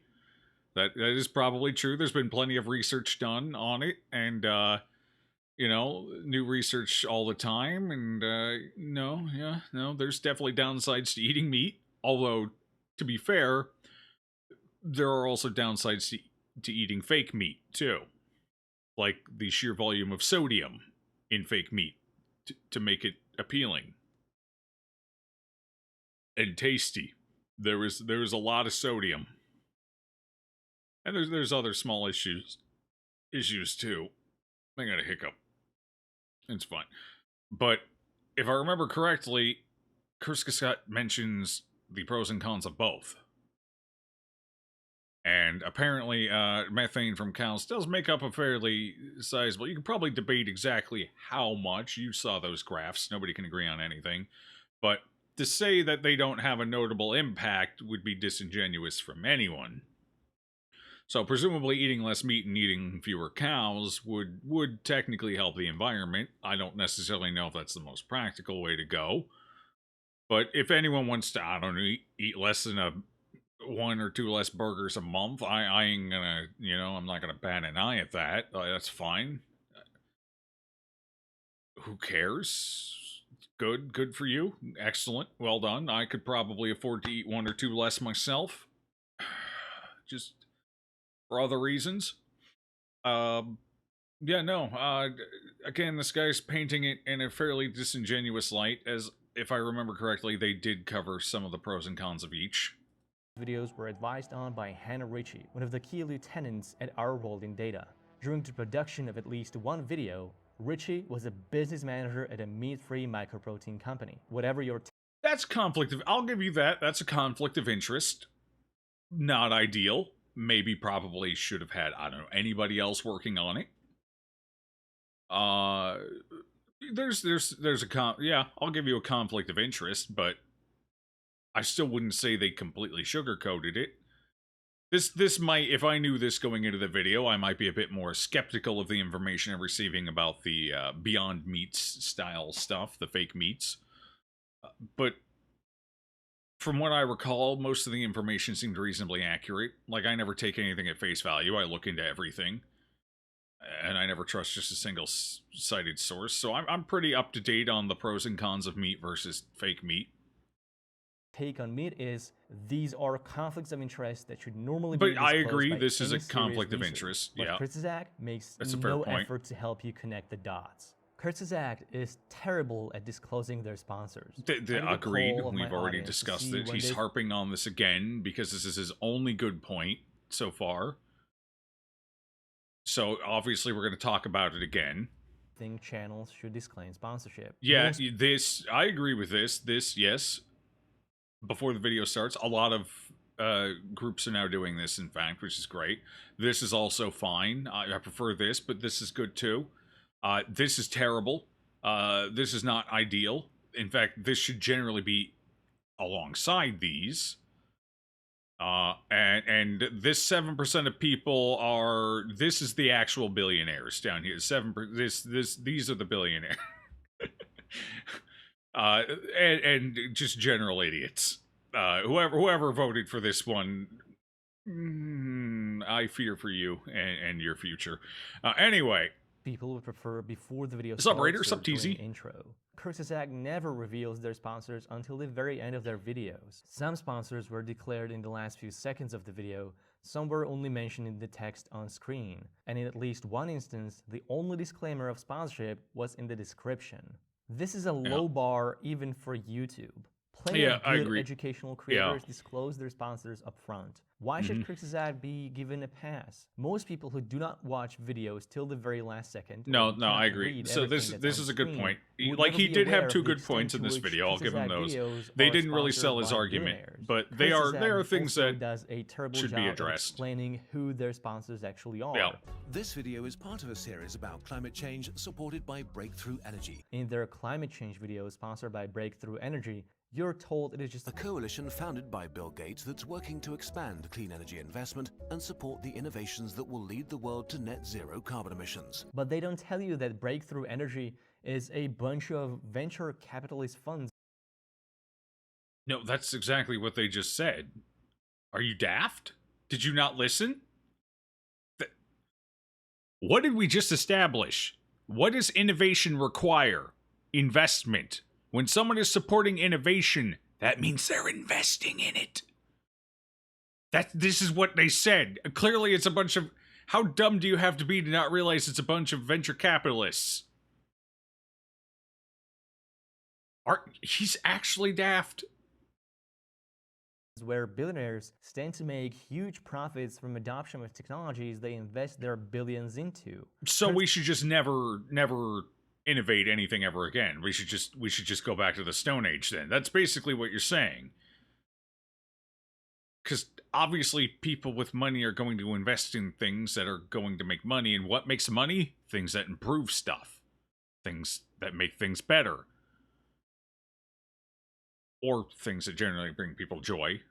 Sometimes there's some overlap between the two categories. So what you're saying is we should stop creating new vaccines. We should stop curing diseases. We should stop no 50 series GPUs, I guess. Nothing. Nothing. So what you're saying is because some people are putting money in it to try and get more money out, we should just never do anything. Oh.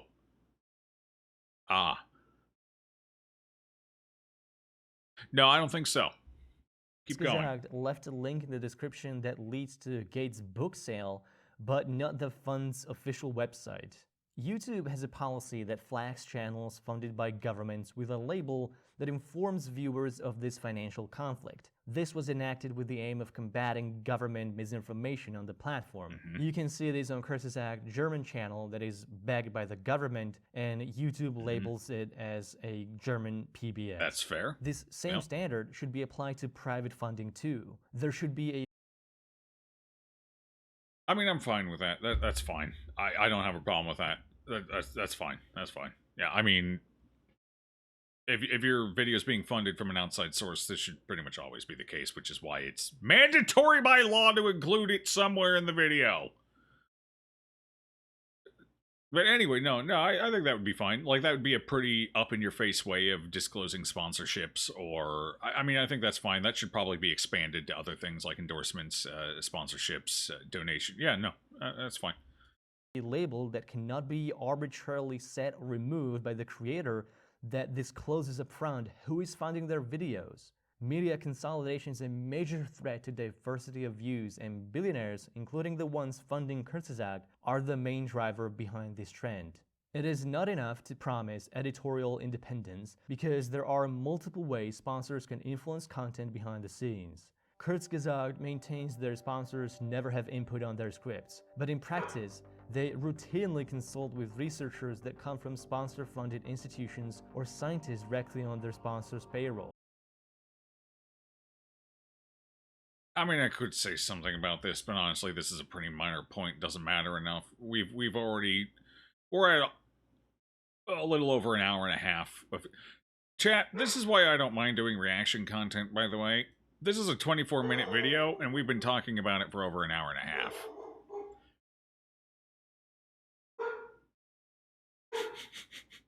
This is why I'm perfectly fine making I definitely transform the content, I would say. I'm fairly confident I...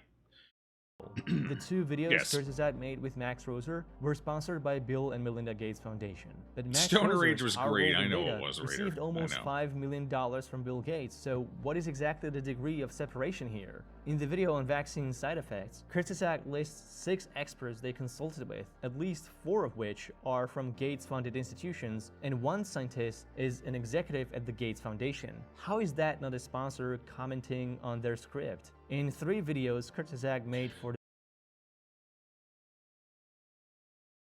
So you get the info. Wait, hold on. Were these people? These were the experts they talked to about it. Okay, so this is more of a splitting hair thing.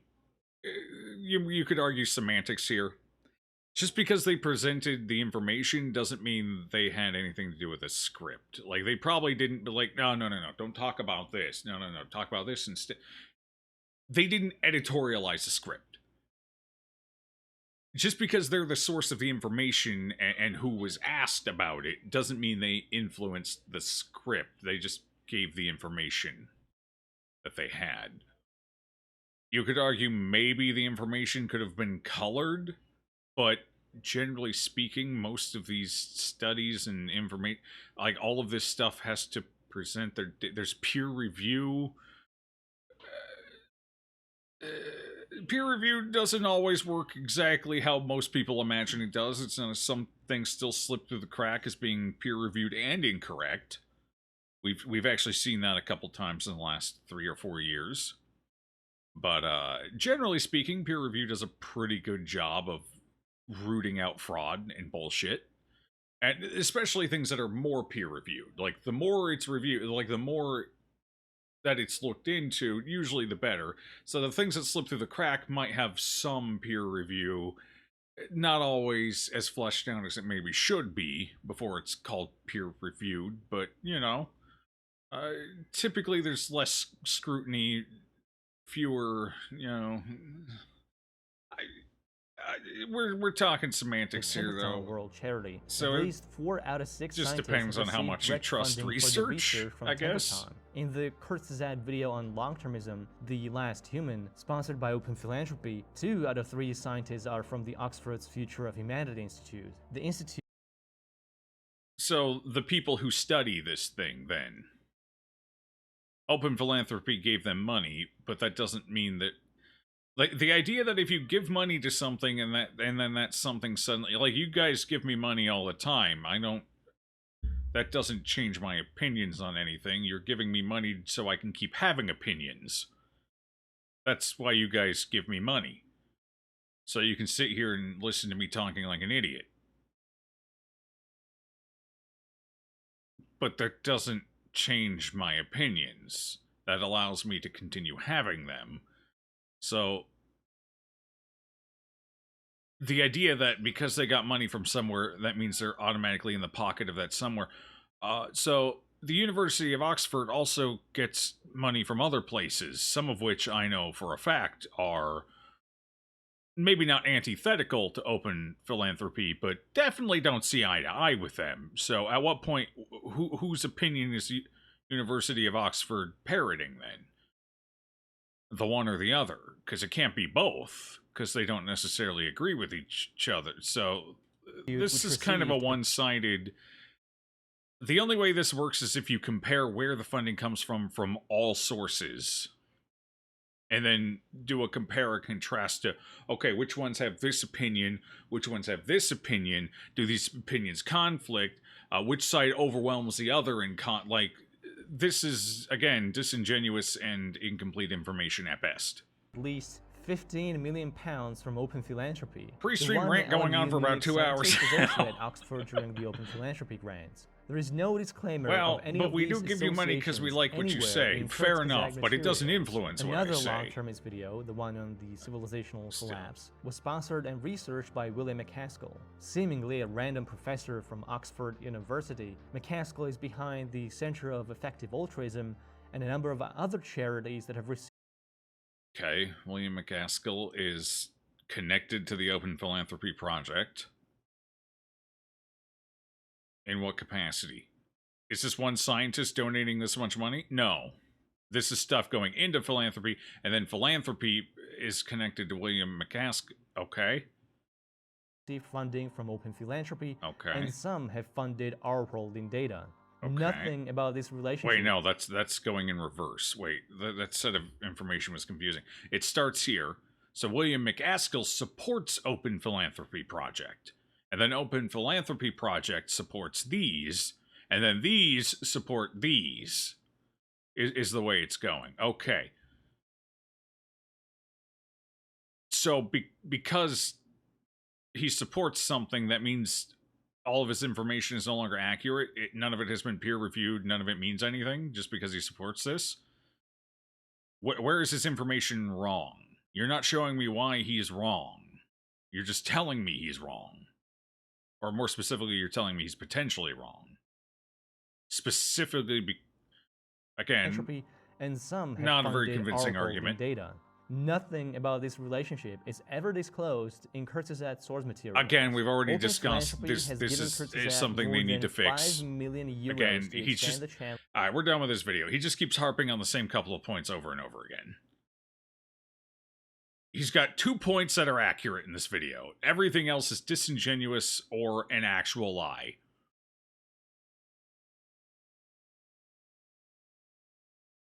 So, I think I've seen what I need. This did not sell it very much. Kurzgesagt need to do better at citing and to use more sources. I agree with that. They need to do their sponsorships and donations up front. And in the comments, I agree with that. All right, those are 2 fair points. None of that necessarily implies Kurzgesagt is cooking propaganda for billionaires, and so far, none of the other evidence presented has sold that as even remotely true, and some of the information presented to try and make that point has actually been wrong. Case in point, the climate change one, with the studies, where the study came out after the video was made. So, not a good video all in all. Pretty bad video. I would call this a massive L take. Fringe or base? Neither, honestly. Some of their videos are dumb. Some of them are neat. Some of them are cool to think about. Some of them are boring. They're making videos about stuff. I wouldn't say it's cringe or based. It's just, you know, they're just doing what they do. Sometimes it's neat.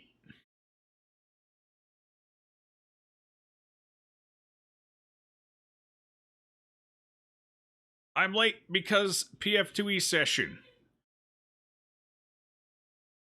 Well, we just finished going through the at least what I'm at the point where he's gone so far off the deep end that yeah, 18 out of 24 minutes. It seems like all the info I need, honestly. I got what I needed. I know the points he's trying to make, and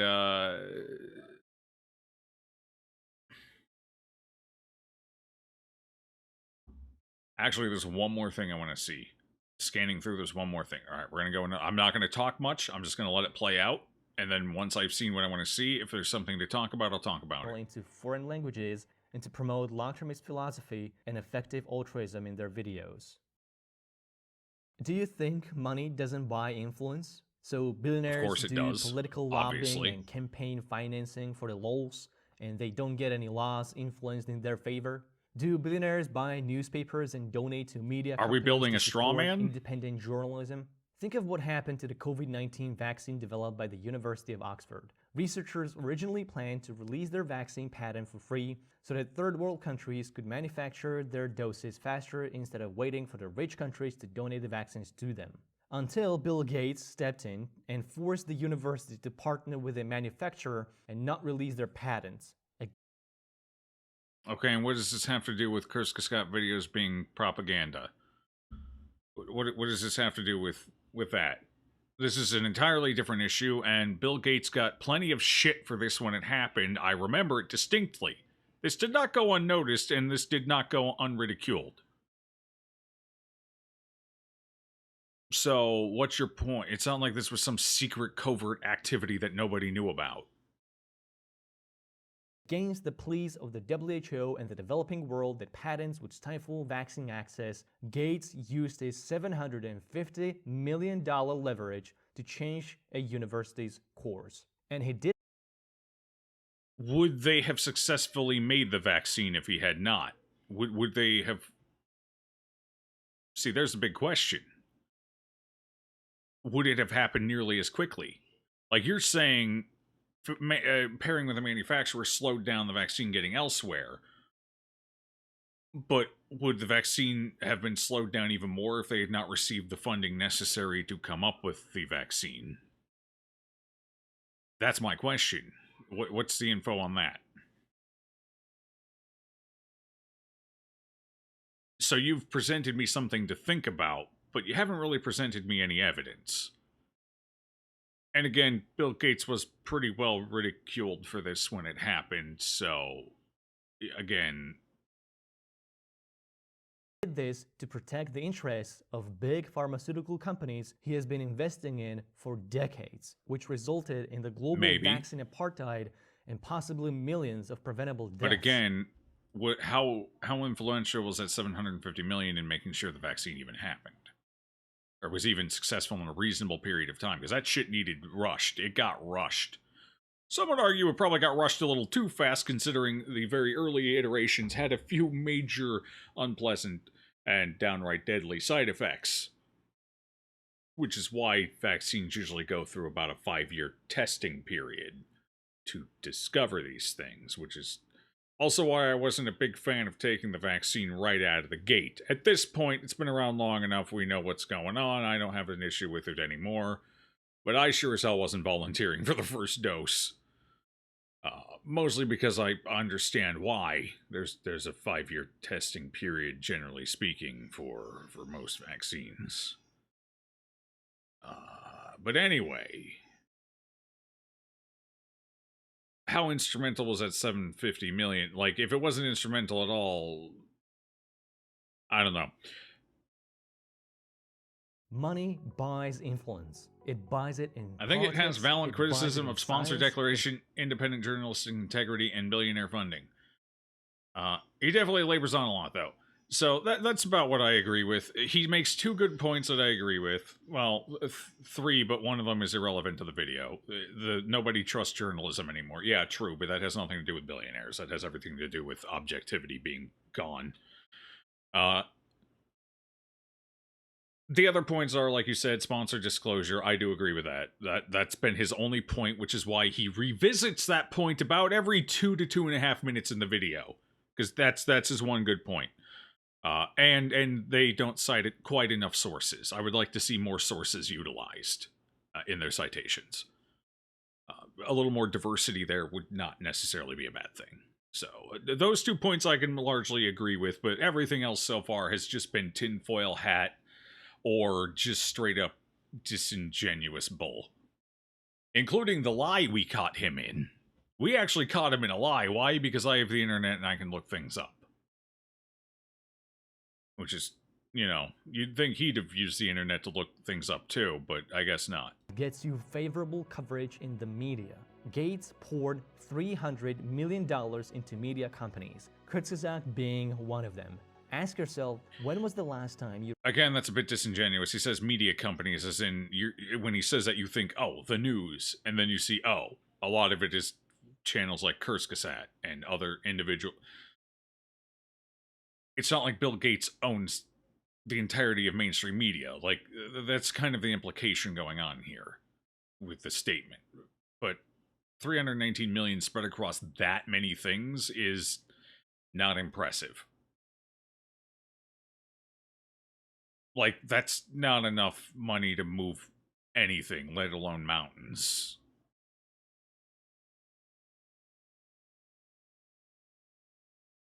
For smaller companies, maybe. Like startup Kurzgesagt. Kurz. I can't say it consistently. It comes out right every once in a while, and that's it. Still journalism, though. Maybe... I guess you could say it's connected to journalism. I don't necessarily know if I would call it journalism, but it's in the ballpark. I'll give you that. It's more food for thought, is what I would call most of their stuff. They're not really reporting. They're just discussing topics and presenting information about those topics. I'd say there's a bit of a difference, but they're adjacent enough, I guess. Read a critical piece on Gates or his foundation. If Kurzgesagt wants to maintain they are able to...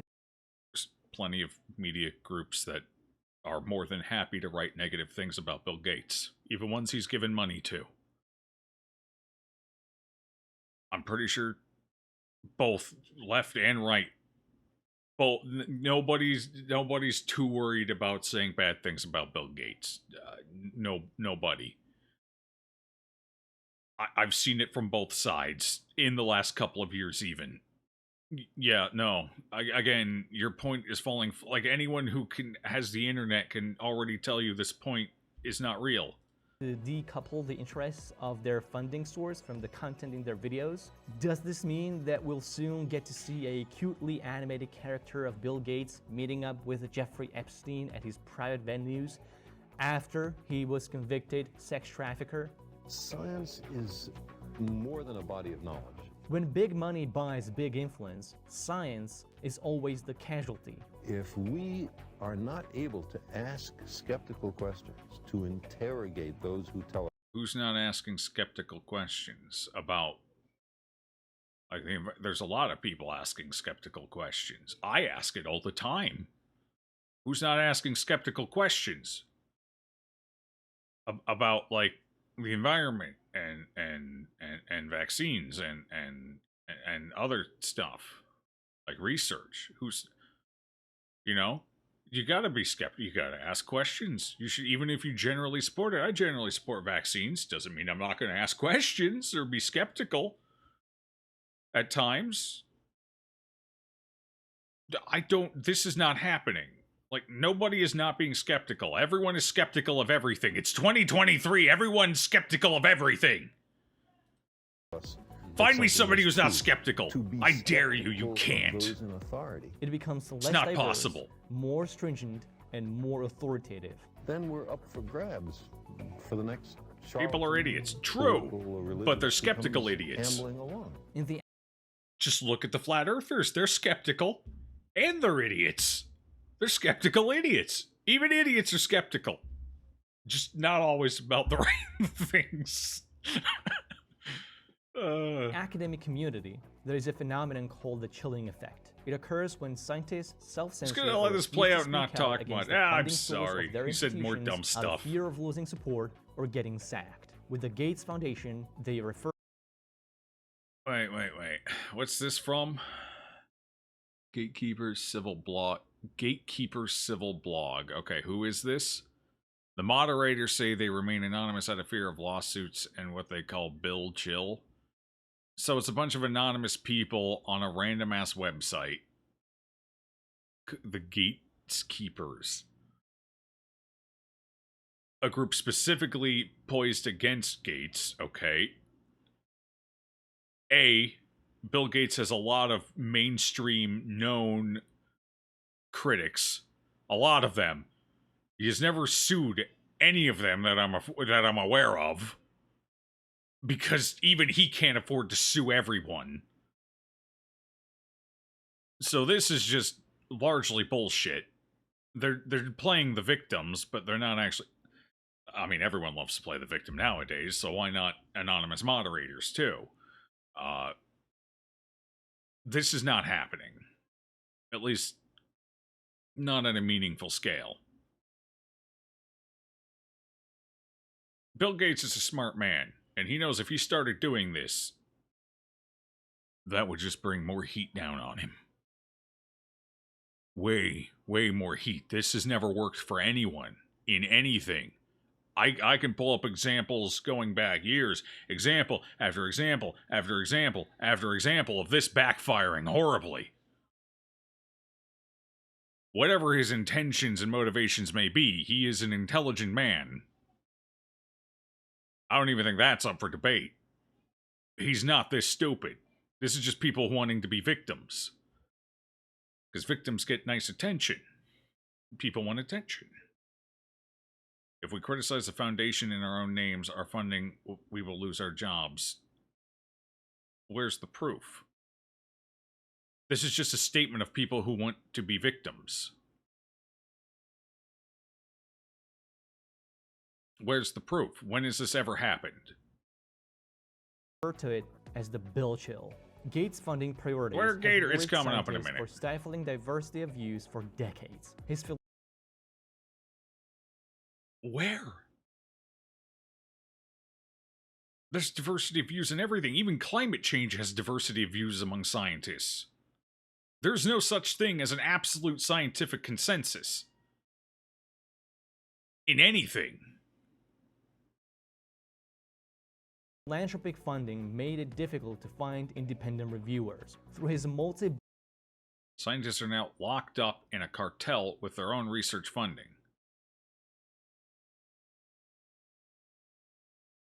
Even COVID didn't have unanimous agreement. Now, admittedly, there was a lot of pressure trying to silence certain viewpoints, like the fact that the virus might have come from a certain lab somewhere in the world. Like, any scientists who supported that, like, they were vocal about it at first, but then some pressure came down from... Oh, there were a couple of emails that got released from you know, that were discovered of a certain high-profile individual trying to shush other scientists who were talking about the lab. Mostly because that particular scientist had funding in said lab and thought it would be bad for himself, so he was obviously trying. But, you know, that all came to light, and we all know about it now.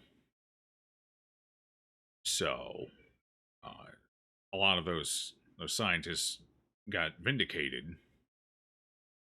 And that's kind of my point. There's always opposition on everything. Even in the scientific empire community. Of donations and investments, Gates amassed enough power to single-handedly influence policies of global and national government. Now, to be fair, that influence did silence a couple of them, but certainly not anywhere near all of them. Those particular emails. When Gates Foundation pours money into a project, they end up having enough power to veto public policies that don't align with their charity's priorities. We need to have a serious debate. Is big money lobbying a problem only if it's for issues we don't like, or is it a problem on principle? This is how Kurzgesagt views the fossil fuel lobbyists, as evil villains trying to influence our politicians and mislead the public with their money. Kurzgesagt clearly understands the Which they are, yeah, it's true. problem of big money, but they don't seem to have a problem with when they are in the... Let's see. How many of these earned money through... Soros definitely earned money through, at least early on, through energy-adjacent areas. Not as familiar with Gates, I don't think so. I think most of his money came from tech.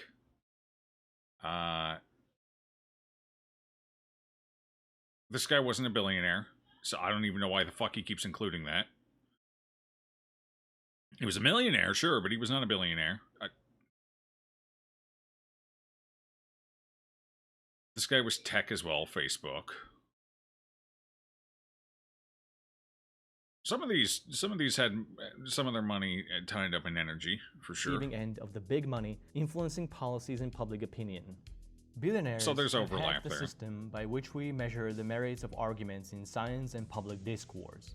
With the sheer wealth, they brute force their ideas into the mainstream. Do they, though? How many people just sit around and ridicule billionaires? Bill Gates, Elon Musk, George Soros is the fucking boogeyman these days. Some of it probably reasonable, some of it not at all reasonable. This is just not true. Nobody takes what a billionaire says at face value these days. Nobody. You know? By giving their interests more funding for research, more coverage in the media, and people are very good at digging out when they're becoming involved in policy. something. This system is beyond broken, especially for a studio. I do agree. Their involvement in politics should not be, though. That's actually another fair point. Not really the point he was trying to make overall, but it's an adjacent point. I do agree with that. Government, like, funding politicians and political campaigns should just not be a thing. Politics should be purely grassroots, period.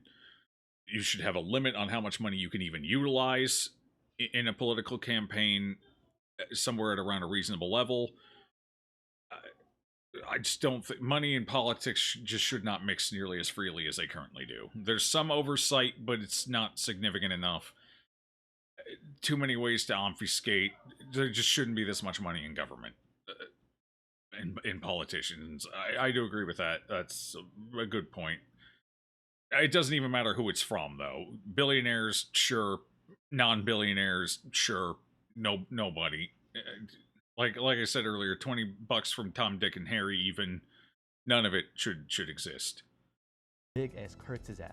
Back in 2017, Kurzgesagt admitted in their Medium article they would actually be able to do away with sponsors altogether and rely on their Patreon supporters, ad revenue, and merch. They also have a design studio branch that makes commission work for big-name clients. So why haven't the channel got rid of sponsors yet? They are already funded by the German state, and they sold courses on Brilliant and Skillshare. Why not? They have actually been reducing the number of sponsors for their videos. First of all, nobody's going to turn down free money. I wouldn't. They're not going to. This dude making the video sure as fuck isn't. Nobody is. But they have... Kurzgesagt, I think it was after this video came out in response to it. Kurzgesagt did come out and kind of reveal their finances, and the amount of money they get from donors or sponsorships is, at this point, somewhat of a drop in the bucket. I'm pretty sure it was less than 10%, but somebody correct me if they remember the numbers. Maintain integrity. You can afford to make less, make less. By the very least, Kurzgesagt should be fundamentally more problems that transparent billionaires can and disclose easily influence sponsoring at the government. Well, yeah, beginning. but that's not what this guy's even talking about. This guy's talking about things other than government. This guy's just talking about public perception. That's what this whole video's been about. Pushing public perception. And he is not, specifically with Kurzgesagt, which is the main point of the video, and he has not presented anything even remotely that I would classify as convincing evidence. Very little of it I would even consider evidence or proof or anything. And we've caught him in 2 lies. At least 2 lies. 2 that I've been able to look up and confirm have been lies. The one where Kurzgesagt showed the data that said the US was 25%, whatever, was 20%, or, you know. But the updated information, this guy said, see, Kurzgesagt was intentionally lying. Here's the real That information came out months after the video. Nobody knew that yet. And you, being the one reporting on this journalistically, should have looked at the dates. Not to mention that one dude's not a billionaire. And as far as I could tell, had never been. So, 2 distinct, straight-up lies from this guy to make his point, to push his propaganda. He, like I said, he did make a couple of good points that I think we can all agree about, but they weren't things that, and not after. again, every 2.5 minutes, like clockwork, he comes back to it. He's right here. This is not wrong, but this does not also invalidate anything Kurzgesagt has said. And they're certainly not the only ones to do this, and not even regarding specifically, like, billionaire funding. Like, even people with, like, Raid Shadow Legends sometimes just stick it at the end. I doubt Raid Shadow Legends is trying to sway cultural and socioeconomic, you know, unlikely. So. But transparency alone would philanthropic not fix the whitewashing. conflict of interest and perverse incentives. Journalists, educators, and media outlets should not take money from entities they are supposed to be critically covering. Tobacco advertising has been banned almost universally across the globe. It isn't the only lobby that's been found influencing academia, education, and media. Coca-Cola is funding obesity. They sure are. Their funding. Billionaires seek to do the same. There is no such thing as a free gift. Did you notice that throughout this entire video, there was no segue to a sponsored segment? That's because this channel has never taken a single sponsorship deal. No. Well, that may be true. How many people are offering you sponsorship deals? Well, Raid Shadow Legends probably is, but aside from them. they offer it. I have a sock in my over there in the corner that I forgot to put away one time, and it's just kind of been chilling there for a week. That sock has gotten a Raid Shadow Legend sponsorship. And it's a fucking sock. HelloFresh too. Yeah, exactly. So he may have NordVPN doesn't actually go for everyone. It's common enough, but they have some standards. They haven't asked my sock to accept their sponsorship yet. What about becoming a Scottish? Well, that one's a scam. So obviously, honestly, even then, they only targeted the big people, or reasonably big people. They wouldn't go for the small creators. They didn't give a crap about the small creators. So they were more discerning with their scam. They wanted to hit the biggest number of people as quickly as possible. Done. With my current ad Well, hey, revenue, at least they planted a couple of trees, so that's good, I guess. I can honestly